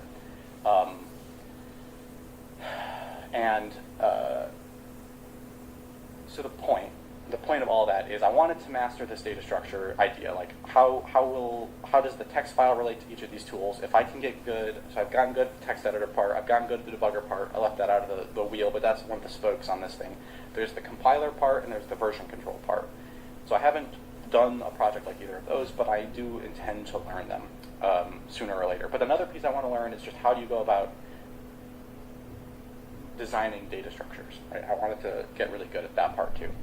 And in particular, I don't just mean one data structure, but how do you make a plan for how information is organized that you can implement in multiple different ways? So the big idea there is like when you save stuff out to file, it's in text file land, you never actually think about this distinction. But in files, it's sort of a serialized format, or sometimes what I call like a cold data structure. It is laid out in such a way that it means the right thing, even if you copy paste it somewhere else. Like the sequence of symbols in the blob is all you need to reconstruct the meaning. And then there are data structures that are baked into the runtime of a specific program. They only mean something if you can resolve all the pointers that they have to other things inside the same program, right? So the web of pointers inside of a program creates a hot data structure. It's ready, the memory access is ready to go through your pointers. It's ready to do things fast. But if I take one of the data structures and relocate it, it breaks the whole system, because now the position of these things matters. You can't just shift things around when other things are pointing at each other. You lose the connections. The distinction there is not obvious with text files, because it feels like you never switch to a hot data structure. But internally, there's a small little buffer. There's some kind of hot version of your buffer, which is different from the text file, right? When you look at Forcoder, in my version, it's a gap buffer. So the text is not cold, as in it's not just in a text file anymore. It's in this data structure called a gap buffer. And in Fred, it's a different kind of thing, and in every text editor, it's something different. I mean, you could, in theory, use the cold data structure, but it's a poor data structure for editing, performance editing. So the point of all that is to say, I believe that this pattern of you have cold data structures, which are storage and communication between programs, and hot data structures, which are like compilers and editors creating these higher performance structures that contain all the same information. Right? It's the same information content, but it's a different encoding set up for a different purpose. I've been spending a lot more time trying to fully get my head around what are the relationships between these hot and cold sets of data structures, and what are ways of organizing and planning out the information content that a data structure is going to support, independent of the features it has as like a performant in this way or performant for that purpose, right? Those secondary things are performance optimizations that I think of as like the encoding, different various encodings, but they're all encodings of the same main information. That main information right now that we use for programming is text files, and so the big pitch that I did with Mr. Forth, taking this full circle finally, is I want to do practical research, stuff that will make it possible to program in new ways. And if that's valuable to other people, hopefully they will want to become like a member of my Mr. Forth. So on MrForth.com there's a membership thing. So the way I set that all up is I'm going to do this research. I really don't know if I'm going to ever find a product to make to sell. But if you know my work and you think that what I'm talking about, or you just believe in me for whatever reason, then you can go and support me, and I will try to make these things come true, right? That's the pitch. I don't know if it's a viable business model, but that's what I wanted to do because I really wanted to work on these projects. And to answer your question of how is it going so far, I really love the freedom to work on these projects. I've been like going a little farther into trying to get some of the information about what I'm thinking about out. So I've started a new video series about that. So in terms of getting the things done that I'm interested in getting done, I think it's going well. But like I said, still yet to be seen if it's a viable business model, because I've only been doing it for a year plus a half or so. So yeah, I don't know. It might not be a thing you can actually do for a living indefinitely. We'll find out. For such an abstract project or research project, how do you keep track of your progress or even direction? Yeah. Well, I've been trying to focus on a few near-term goals that I can deliver on. So basically what that looks like is I know that I can't get this whole thing done anytime soon, because the pitch is that I'm going to swap out text files with something else, and then for that to be meaningful, I at the very least need an editor for the new data structure, a version control for the new data structure, and one language with a compiler for the new data structure. If I had all of that, then I have a thing to put out. But and ideally at some point a debugger too, right? But that's stretch goals for this kind of stuff. So I don't expect that that's going to be delivered anytime soon, because there's just so many different things, and I'm one person working on it. So I've tried to break it down into separable little pieces of where I think the right direction is, right? So I don't know the hard part here is once you know what that data structure should be, if you can make a conclusive statement of like, I think we could switch to this particular information. Instead of a tree of text, maybe it's a database with text blobs and keys or something. Like, I don't know. But just throwing out a different thing that would be a little different. And maybe you figure out that actually the properties of this data structure are going to be what pays off. That vision that I should be able to do things like grab the local variables out of a function and turn them into a struct, and then find the same local variables in a different function and collapse that to the same struct, like that, a very high-level semantic idea that requires type checking and the ability to do these high-level edits.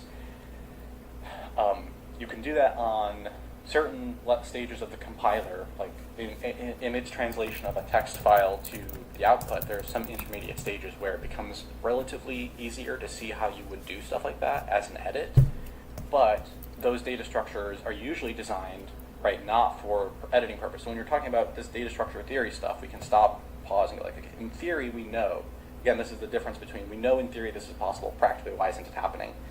We know in theory that all the information that I need to apply that crazy high-level edit of grab some local variables in this function, in this part of the function, in this function's local scope, turn that into a struct, and then do the same thing to a different copy of the same variables into that same struct. That is all perfectly reasonable in theory because we can just look at the information content of like the type-checked abstract syntax tree. In most compiler architectures, the information you have there should be enough. But that doesn't mean you've encoded it in such a way that it's actually mutatable in that way. Right? So there's that piece. Like usually you're encoding it so that you can do the next stage of compilation, which may have very different needs than rearranging the tree and the types in this way that I'm pitching. But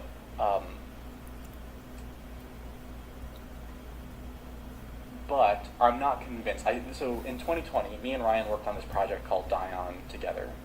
And we did a few projects together after that too, but that one was about what would it look like if you just took something that was basically the information content of an abstract syntax tree and turned it into a mutatable data structure and built an editor for it. What would that be like? And the lesson was that's not the right thing to do. And the reason that's not the right thing to do is because it gets a little abstract and hard to talk about.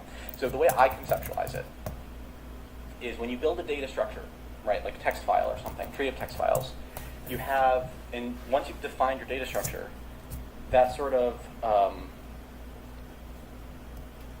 induces a space of all the possible instances of that data structure, right? So just simplify for a minute. Think string. String is a data structure. The space of all possible strings is implied by that. When I define what a string is, now there's this abstract mathematical space of all the strings I could instantiate. And so what an editor has to do, if it's any good, if it's an editor for strings, which is what we usually use, essentially, then all it has to do to be complete is provide some way to get from any string to any string through its editing capabilities, right? If there are strings that it cannot get to, then there's something wrong with your editing scheme, right? Like, oh, it should be complete in that way.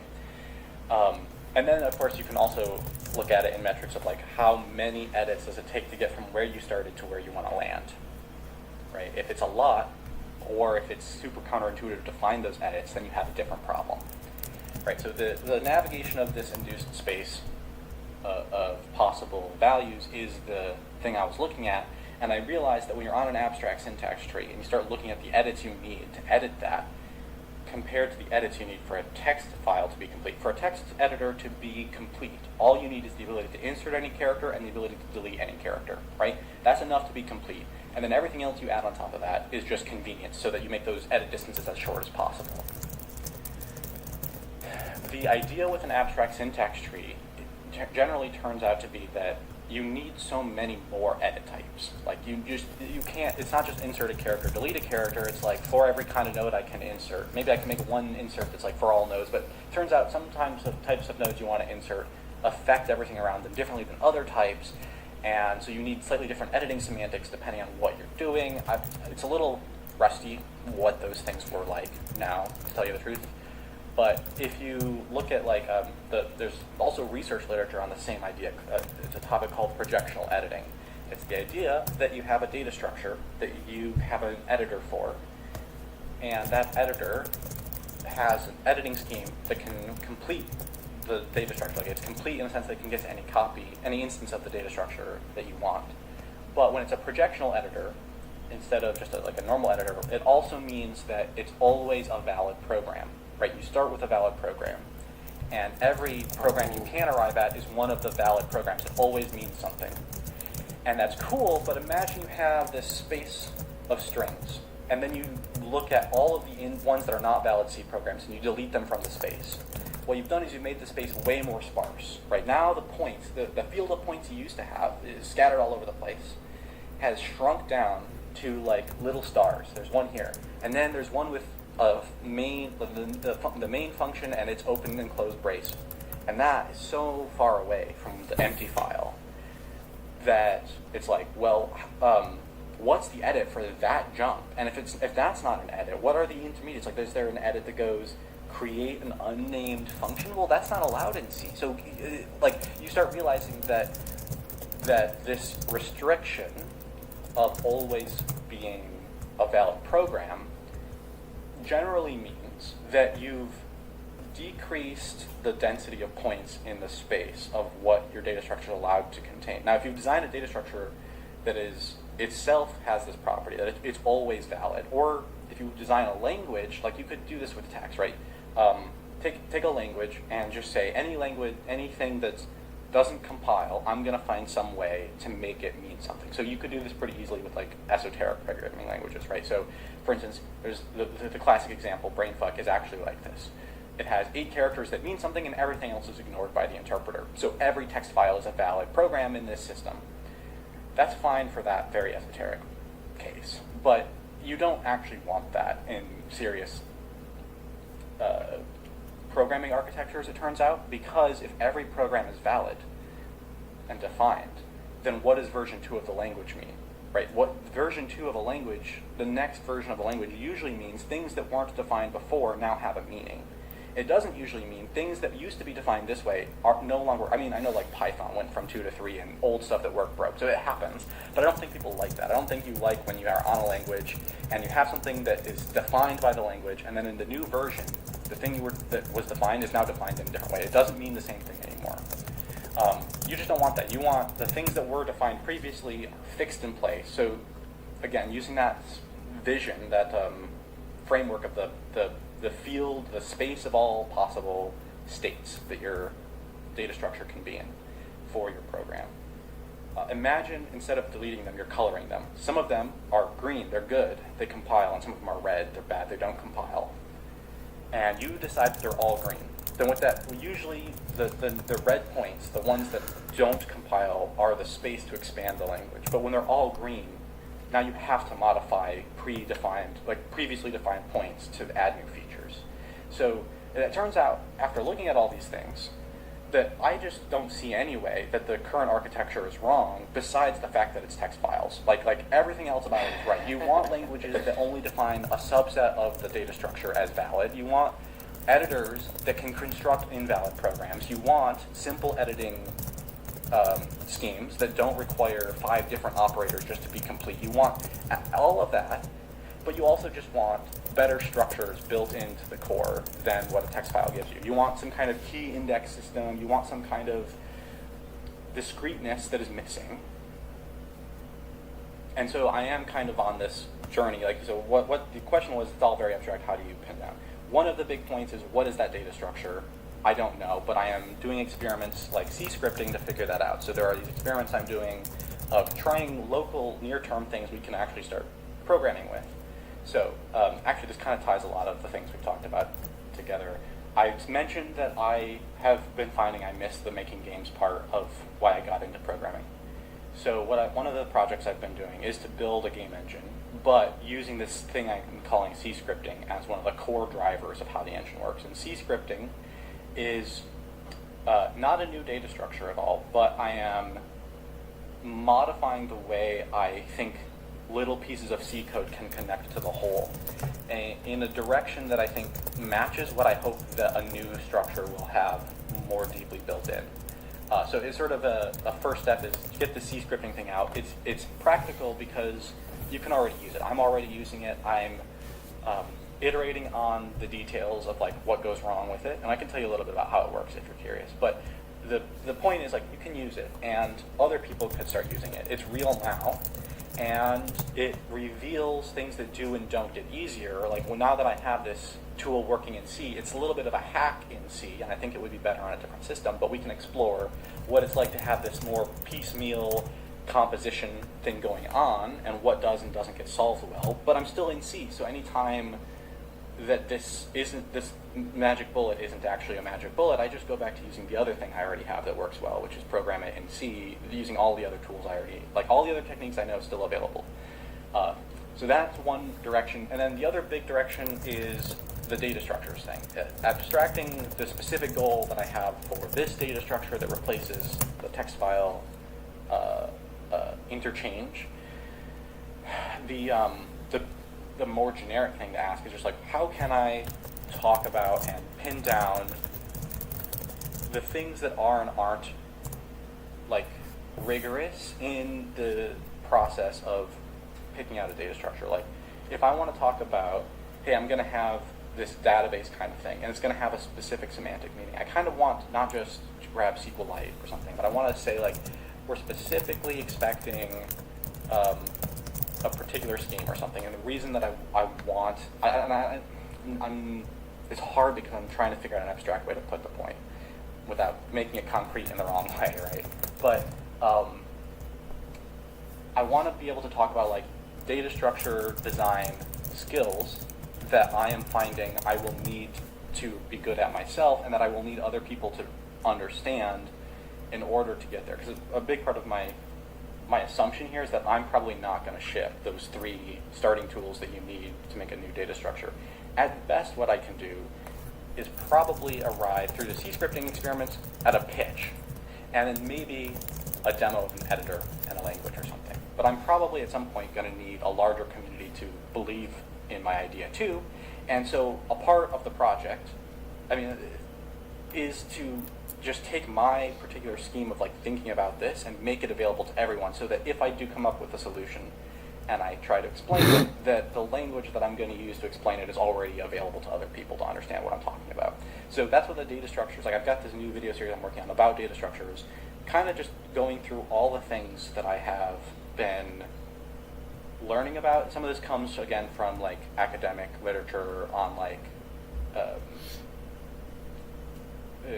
like the sort of abstract algebra type theory side of things, like thinking about the structure of information kinds of topics.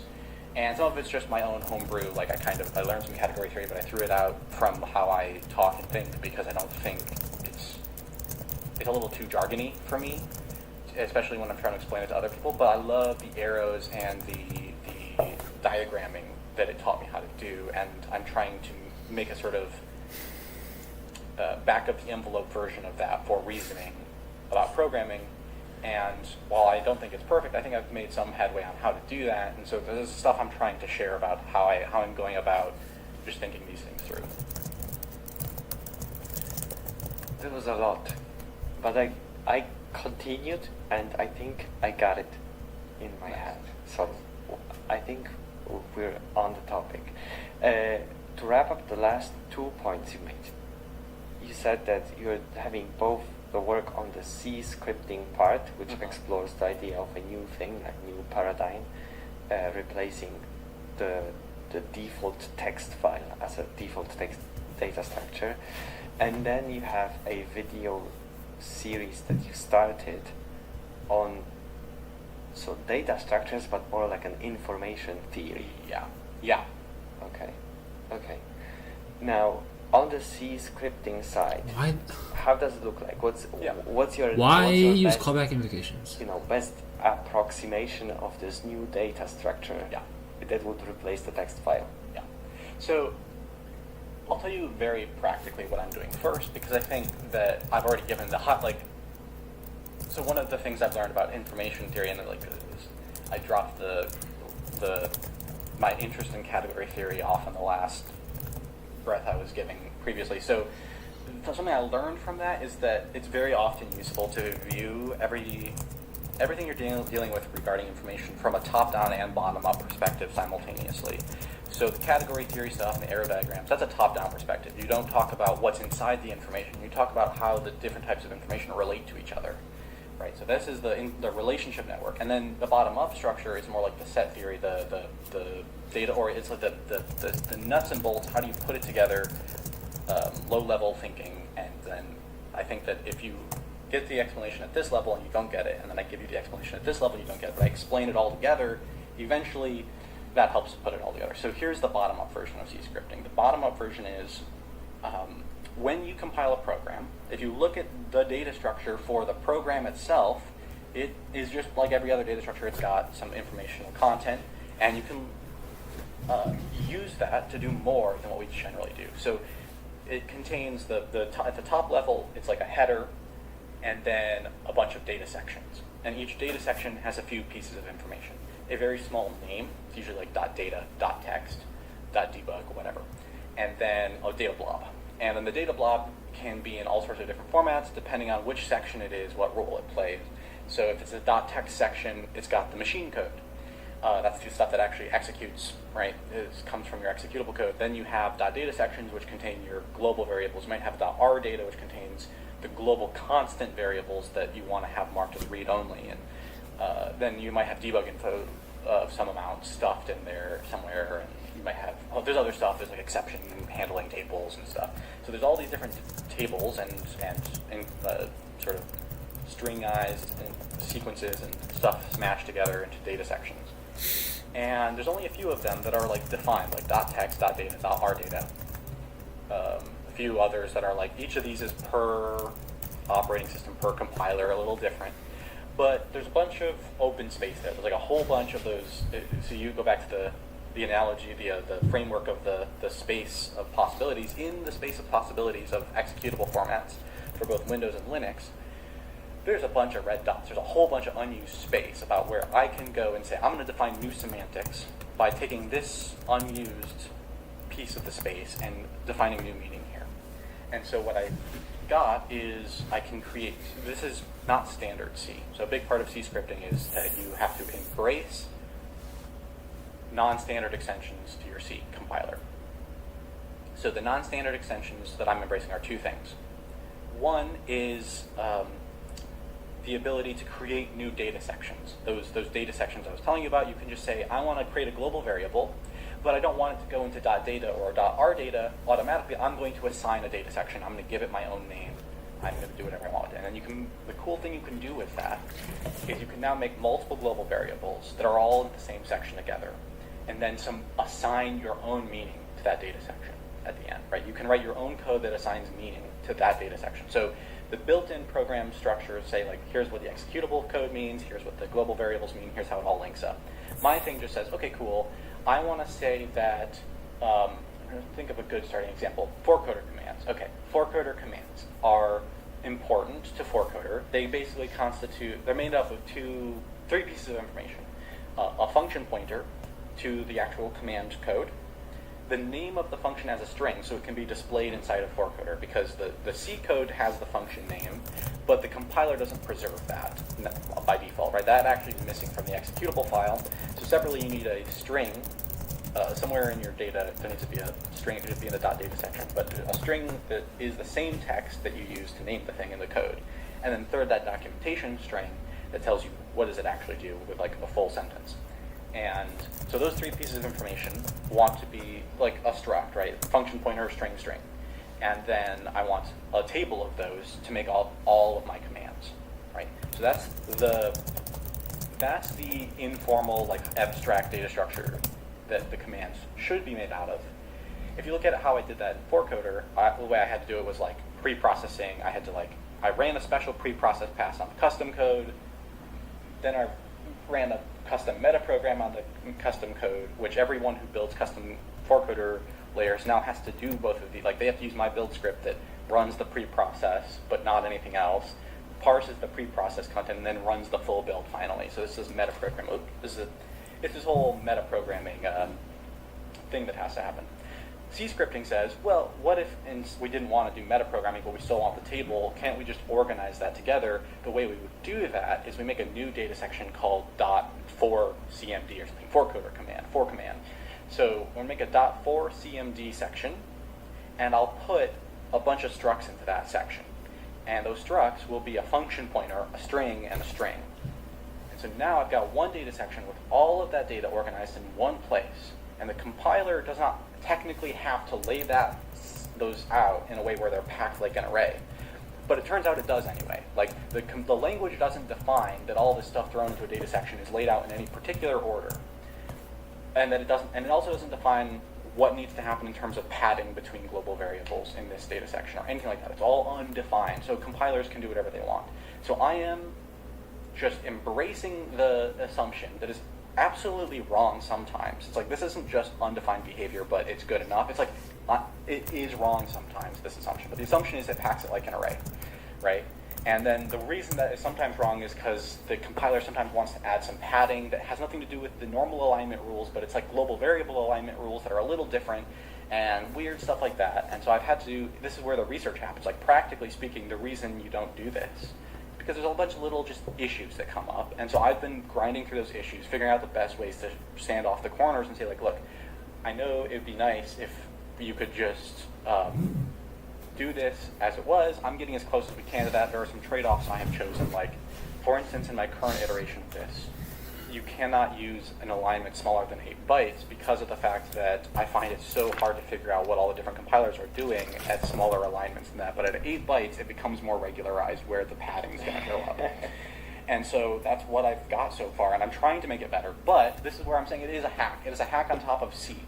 But the programming model it enables is called, the reason I call it C scripting, there's a second prong here I want to get to too. But the first prong here of putting things into data sections feels a lot more scripting-like because of the fact that if you think to like what it would be like to make a command system, the metaprogramming system was one way to solve this, but one way or another, you want the situation to be, I write down, begin my command, here's the name of my command, here's metadata for my command, here's the C function block that describes how the command operates, and that should be it. Like, I should be able to put all of that down, and that should be it, and now the command should exist inside the system.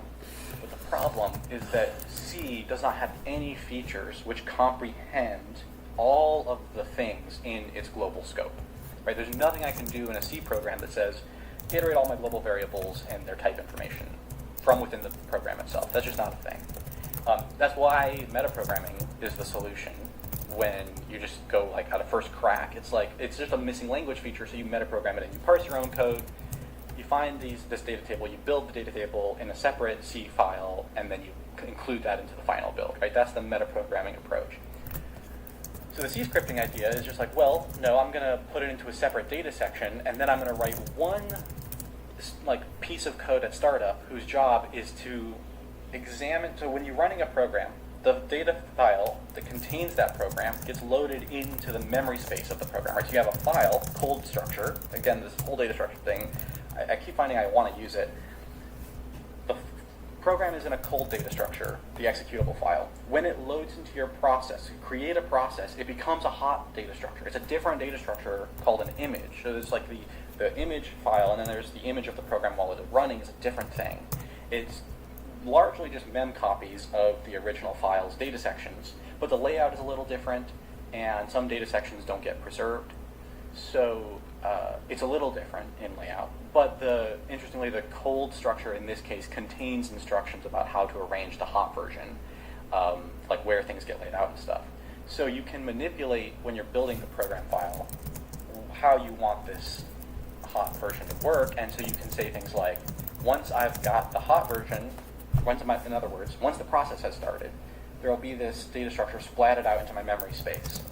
Now, again, C doesn't have anything built in to deal with that, but if you know what format you're in, like if you know what format your program is running from, then what it can do is go to the operating system and say, hey, can you give me the base pointer for my module? Like, when you load this program in, when you load in an exe or a DLL, one of the things that always happens is the operating system picks one contiguous range in that process's memory space and puts the entire thing right there, right? It's like the entirety of this DLL or executable is going to be inside of one single range. And so if I can go to the operating system and ask, hey, where's the range for the current module, executable or DLL, whatever it is, it can give me that. And what it gives me is a data structure that I know how to parse. So I can then parse the header. I can then find the data section called .4cmd from runtime code. And so I can very easily construct the pointer and the count from the data sections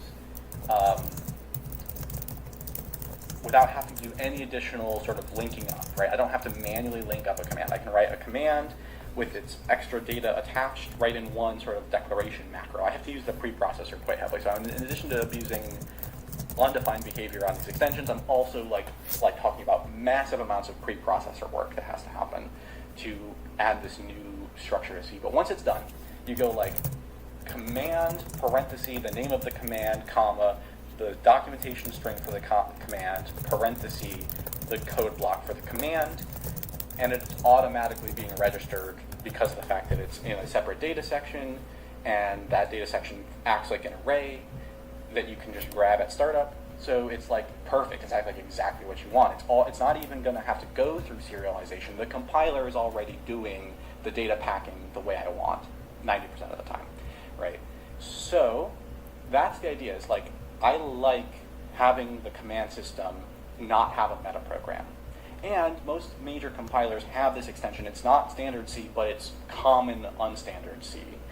And the few places where they don't agree, I've found I can shave off the rough edges by just disallowing certain small configurations that you might want, and that's where it's a hack. But the way this enables me to program is now, and I call these things symbol sets, so each one of these data sections is pretty much always I'm exclusively using it this way. So you could, in theory, use it in other ways. Like you could put in things that aren't homogeneous structures. So like right now I'm talking about arrays of a single struct type so that we know where it all is. If you had some more guarantees from the compiler about how it would lay things out, you could go farther. You could say each one of these will be non-homogeneous, but they'll have a 1 byte or a 4 byte code at the beginning that tells you how big it is. So as long as they're packed without padding, that's the part that's not going to work out, but if they're packed without padding, I should be able to parse it. So like there's a lot more you could do in theory, but I want to keep it as simple as possible. And the other big assumption that I'm taking is that I will never be able to guarantee what order these things get packed in. So if it matters that one of them is the 0 slot in the array, or that one of them comes before another one in the array, I can't guarantee that from this system because that's part of this undefined behavior that looks to me too hairy to try to untangle. Yes, 90% of the time it comes out in the same order that you write the code in, but once in a while it doesn't, and I don't want to figure out why. That's really hard. So yeah, so there's some hacks to it. I embrace that these things come in an unspecified order, and at startup I can comprehend them. And by comprehend, I mean I now have a way to iterate an entire structure's contents. I don't have to know which global I want to talk about ahead of time. I can discover this global information from some kind of root pointer to the whole thing, right? And that lets me automate all the rest of the work. Like if I want to index all of the documentation strings, well, that's just a startup thing now. The table's already ready, right? It's there. You can then extend this to have multiple of these instead of just having commands. Imagine now, like I was saying, I've been using a game engine project to actually push this as far as possible. So in the game engine project, I'm doing things like every sprite is one of these symbol set things. Like to make a sprite, what you do is you say define sprite macro parenthesis the name that you want, the symbol name you want for it, comma the file name for it, parenthesis close, right, semicolon. And then if I want so a little bit of context about the game, it's like a 3D environment with 2D sprites in it.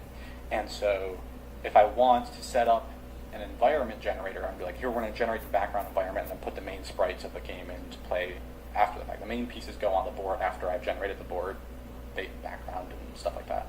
So the generators, each generator for an environment can now be one of these things. And so now I have an array of all of my environments with symbol names that I can use to just execute the construction code for that environment. The same thing can happen for animation systems. I can say, okay, I want to have hand-scripted animations for how characters move around in scripted ways. And the timings and things like that, I'm going to organize those together into single C scripts into single, like a set of all the animations, and they each get a name, and so on and so on and so on. So I've been able to go all out on programming this way for a while, and that is, I think, the step in the right direction. I think the big thing that I want to see in a new kind of programming that text files kind of struggle to admit, although, like I said, I'm kind of figuring out how to do it in C now. There's a lot of problems with doing it this way. But the thing it kind of allows for is this new flexibility to say, like, I now have this one tool of being able to say that I can declare stuff from everywhere and comprehend it into single structures later to automate things. It just allows me to be a lot more free. It's like it's more flexible than like the way object-oriented programming is supposed to give you the same kinds of things. So if you think about, like, we could take this from a whole different angle if you like, and I can explain why this kind of stuff is useful by looking at the breakdown of, like, what's the difference between an object-oriented vtable approach to a switch approach for... Bro, he's literally talking about it as I was fucking... This is shit that I've, like, thought about for the last, I want to say, ever since working... for the last, like, month is when I really started thinking about it, but before that, when I was working at Geek Out, one of the people I worked with was a fan, and the way he described it wasn't in relation to like manual dispatch, but he was like, I like flat code, flat functional, I think he said functional. Obviously he likes functional code, and explicit control flow. I mean, everything, I don't really know if that is a good description. It sounds like he didn't like things that are very dynamic, but he never explained it in terms of like manual dispatch versus vtables. And I don't know if he was able to connect it to that. And recently, within the last, I don't know, during that time, like, I really served without polymorphism. Okay, why? And then,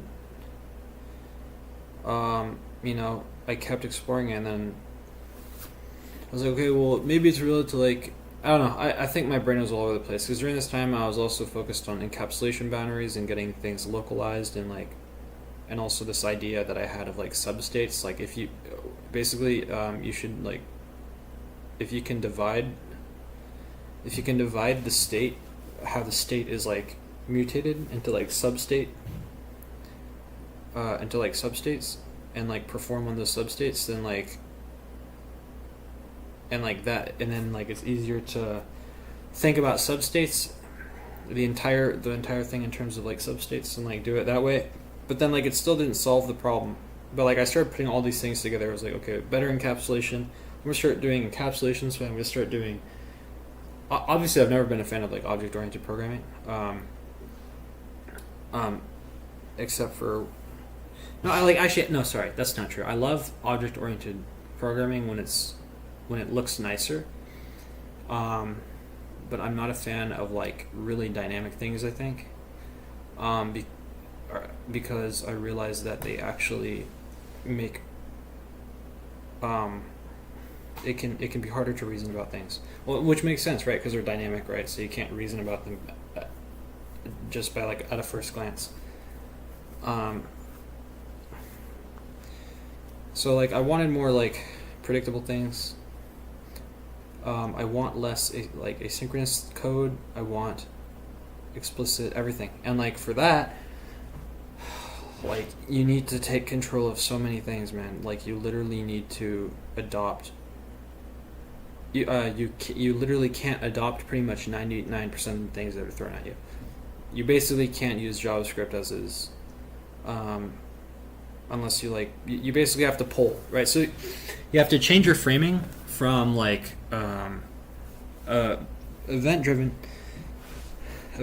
to like polling and explicit invocation. Like forward, I have this idea, like it's just forward invocation and there's callback invocations. You do the callback way, and you could call into anything. You don't know what it could be. Forward, well, it is exactly how it reads, and you just have to resolve with forward invocation, you can explicitly resolve. You don't. The compiler doesn't resolve, or the runtime doesn't resolve the code. Like, is the dispatch, the manual dispatch is the thing that resolves the behavior. So, which also brings the idea, which also brings, like, in some sense, the it means that the enum is like the source of truth for the idea, the existence of the idea, because an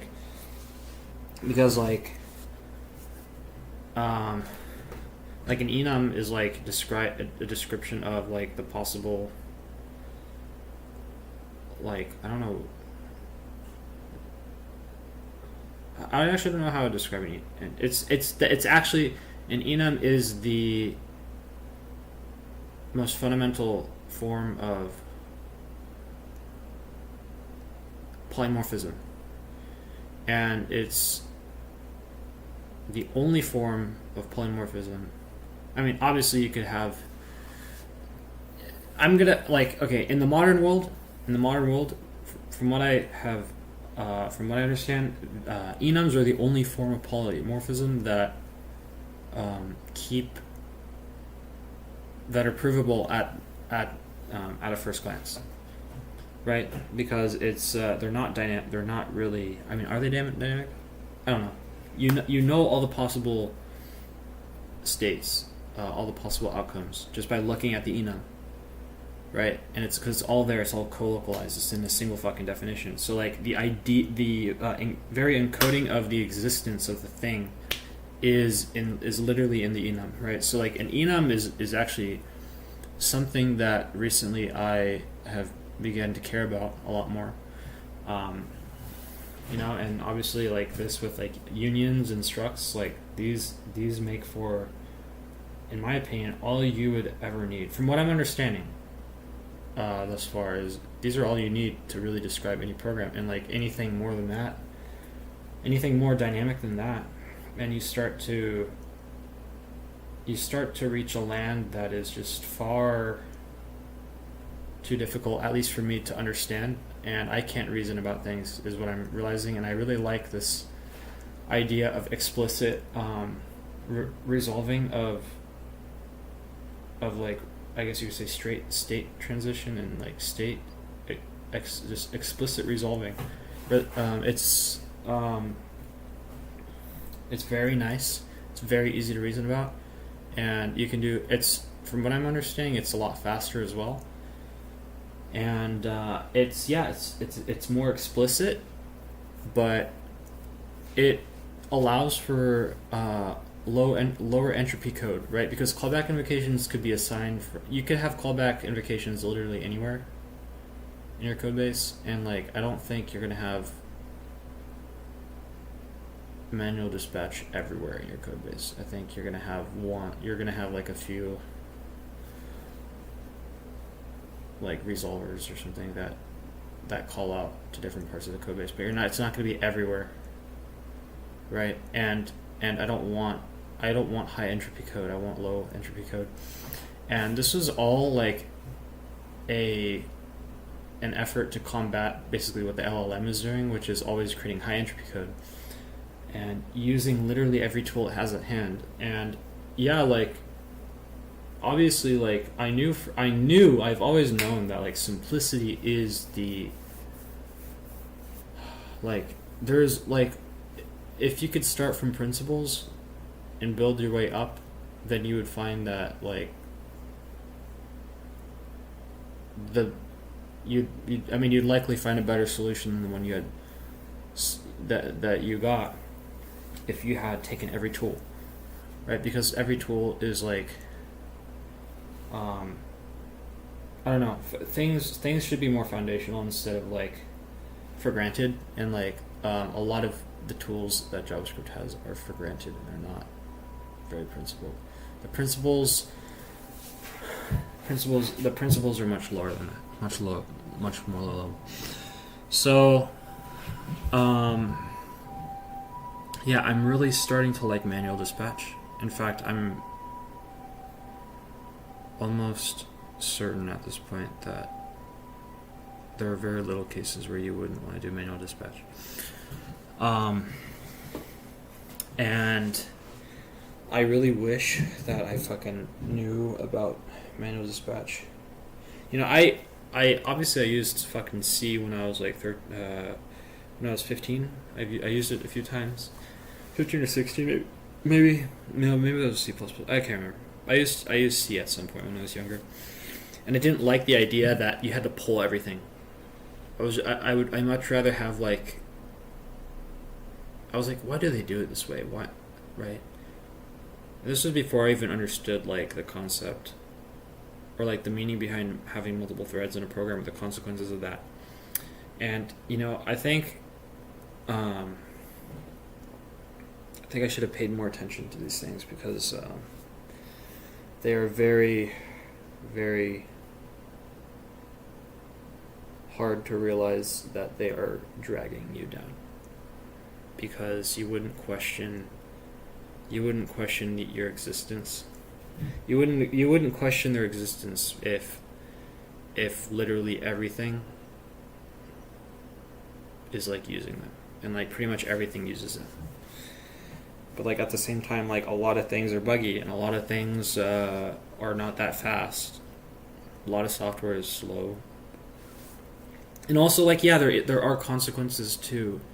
Manual dispatch, I think, is everything becomes I don't know if I'm describing this, like, wouldn't things become like a matter of implementation as opposed to like, what am I trying to describe? Like, if I wanted to create a new idea, if I wanted to support like a new idea, then I have to add it to I basically have to add it to the manual dispatch, right? And like, that's that involves literally changing the code, right? Whereas if I wanted something that was abstract, like an API, then like there isn't really another way to do it. You kind of need you kind of need virtual dispatch, right? Because not virtual dispatch, you kind of need callback invocations because like how else is someone going to interface with your library, right? They're not just going to add, you know what I'm saying? Like, so I totally get why you know there's a time and place for callback.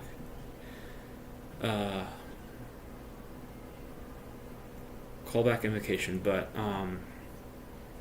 it is not without its consequences, and basically it only lessens your ability to reason about things. And like this makes sense because like you can't reason about a mod. You can't reason about a mod. A mod can right, like in my ideal of like what a modded game should be are patches applied to the codebase. It's not like a module system where you're pulling in modules that who knows, you invoke a runtime and then they like change the behavior of your game at runtime or whatnot. That's not my idea of them. That's not how I do mods, because those they're not there's only so much you can do, in my opinion, reliably, if you do things that way, right? Versus just editing the fucking code base. If you want just fork the game, that's the mod. The fork is the mod. Then you have all the fucking manual dispatch. You have all the manual, everything is explicit, right? So I think so like whatever you can do to have better reasoning, if there's a metaphor for something, and one of them is like, for example, manual dispatch versus vtables, like manual dispatch versus callback invocations, choose the metaphor that has the better reasoning, and I think you will just have a better code base. And in that case, it's manual dispatch.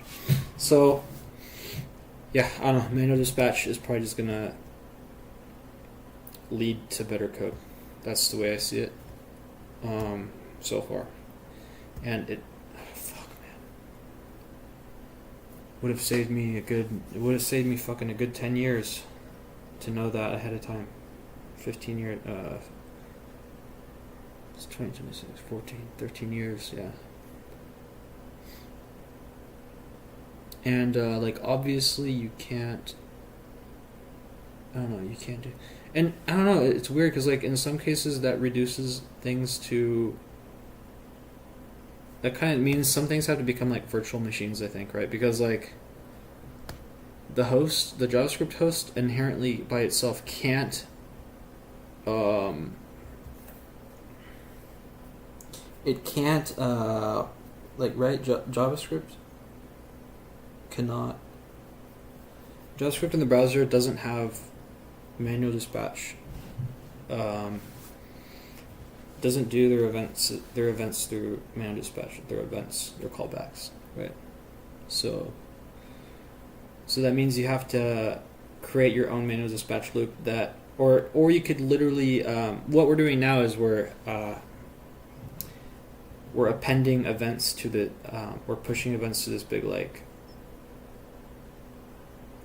stack thing, and then we're just passing that over to WebAssembly, and then just, like, dispatch it. We flush it. Is that the word? We flush it? I don't know. So,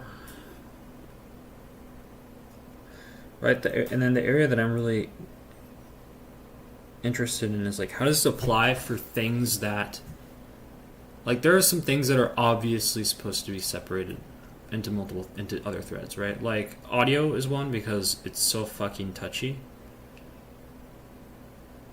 Right, you can't. There can't even be, like, a 1 millisecond deviation in audio. Otherwise, it just sounds really bad, right? So, like, all audio should really be doing in its own thread is, like, the most consistent thing being, like, who knows? You just have, like, a circular buffer that you're just going through, and you're setting the amplitude to that thing, or I don't know. I don't know, like, audio is got to be doing something really simple, right? So you have to I don't know,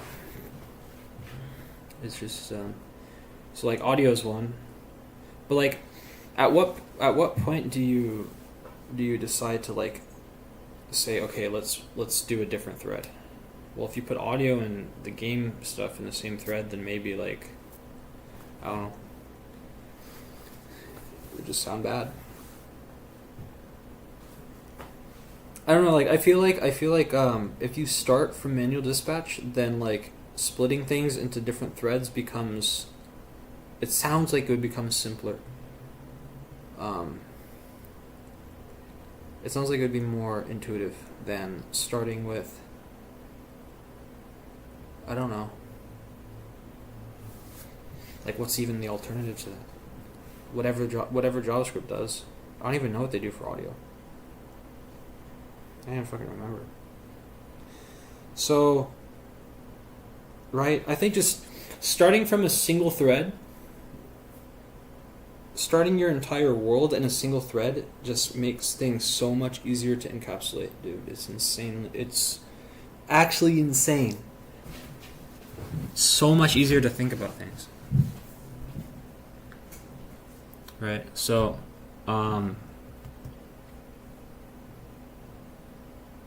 anyways, We'll kind of struggle to admit. Although, like I said, I'm kind of figuring out. I want to hear again what he was talking project. I'm doing things like every sprite is one of these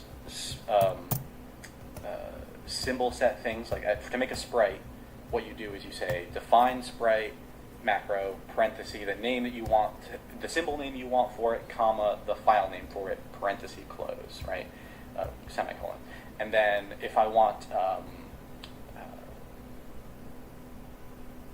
So a little bit of context about the But game. why- It's like a why do I- 3D environment. Why with you. why do people not like? Why am I just now?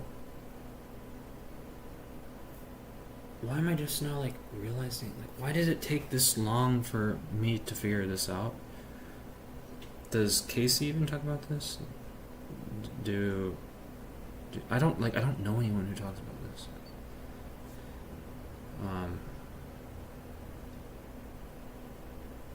I just hear people saying like C is just better, and like I use C and I get better code. It's like, well, like why? Why do you get better code? Dude, my bets are, it's on manual dispatch. That's it. That's it. I think Casey talked about it a little bit. I don't remember. 2D sprites in it. And uh-huh. so if I want to set up an environment generator, I'd be like, here we're going to generate the background environment and then put the main sprites of the game into play after the fact. The main pieces go on the board after I've generated the board, Jeez. background and stuff like that. So the generators, each generator for an environment can now be one of these things. And so now I have an array of all of my environments with symbol names that I can use to just execute the construction code for that environment. The same thing can happen for animation systems. I can say, okay, I want to have hand-scripted animations for how characters move around in scripted ways. And the timings and things like that, I'm going to organize those together into single C scripts, into single, like a set of all the animations, and they each get a name, and so on and so on and so on. So I've been able to go all out on programming this way for a while, and that is, I think, the step in the right direction. I think the big thing that I want to see in a new kind of programming that text files kind of struggle to admit, although, like I said, I'm kind of figuring out how to do it in C now. There's a lot of problems with doing it this way. But the thing it kind of allows for is this new flexibility to say, like, I now have this one tool of being able to say that I can declare stuff from everywhere and comprehend it into single structures later to automate things. It just allows me to be a lot more free. It's like it's more flexible than like the way object-oriented programming is supposed to give you the same kinds of things. So if you think about, like, we could take this from a whole different angle if you like, and I can explain why this kinds of stuff is useful by looking at the breakdown of, like, what's the difference between an object-oriented vtable approach to a switch approach for programming game entities, as a specific example. What happens with object-oriented programming is, like, I've got an entity type, and I've got some vtables for it. Like, I got some virtual functions, which form a vtable, and then my other classes are going to inherit from that and fill in, like, here's how you initialize, here's how you step, here's how you draw, maybe here's how you collide, like, whatever your game needs, right? And then the way that organizes code is so that everything pertaining to each object type goes together, but everything pertaining to drawing is spread out across the code, right? And if you look at the same problem, but you say I'm going to solve it with a switch, so everything's not going to have a vtable that's hidden from me in C++, but I'm going to use the C approach of everything's got an enum value baked into it, and so the draw operation in my program is one draw operation which has a switch with a case for each entity kind. Now all of my draw operations in one place. If there are any things that are, like, specific and special about drawing, it's all grouped together. But if there's anything specific and special about the player object, it's now spread out, right? So now those things have to coordinate long distance, but drawing doesn't. You can't get away from this with text files, period. Like, one way or another, you slice it one way or the other, or you disintegrate everything and now nothing is near each other, right? You can make really tiny text files, but you haven't solved it. You've just made both problems happen simultaneously. So the weird thing about that, besides how it's organized in text, is it also implies a particular low-level organization of how it gets implemented, right? So the text organization is coupled to the performance implications, right? If I like the performance of the switch case statement stuff, but I like to organize my code in the object-oriented way for my game entities because I want all of the player stuff together, I'm kind of out of luck. Like, I can't have it both ways very easily. I mean, there are ways you could do it that would up your maintenance burden. You could say, like, I'm going to put all the player functions together here, and then the switches that are, like, switch on the kind and then draw, and if it's a player, then call the player function. That means now, for each object, in addition to writing all the functions, you're going to go and maintain all the couplings everywhere. So the point is, there's a lack of flexibility either way you do it. With symbol sets, you are now actually free to do it both ways simultaneously. You can't actually get both simultaneously for any particular instance, but I can have my player stuff all go together for the player, but then I can say for these collection of entities over here, I'm going to put all of the, like, I'm going to have 5 different, I don't know, think of some like random thing. Say you've got an RPG, so you got a goblin, but you're going to actually have 5 variations of the goblin throughout the game. And so you're like, you know what, I'm going to put all the 5 goblin draw steps together because they're kind of all clones of the same one helper variation. So I'm going to put them together, and then now you're able to kind of subgroup in free ways because you're able to plop down these like definitions anywhere at all, right? With the C scripting thing, I can now plop down any type of definition anywhere next to anything else. So that is the cool flexibility you get. It also, going back to the work thing, big implications for how customization will work. So the hope is that I can start expressing how I want things to work at this level of, I'm defining a set of specific instances of a general idea, like all of the draw functions or whatever. I think it's a bad example actually, but I'm not really quite sure how to build a more practical example. It's very abstract, why it's so good, without getting more into the details of a specific example. But yeah, I think that's the vision, is that eventually a higher level data structure is going to have capabilities, like if we're off of text files, we're going to be able to say things like, okay, I want to look through all of the code that I've got and comprehend all of it. So step 1, comprehension is built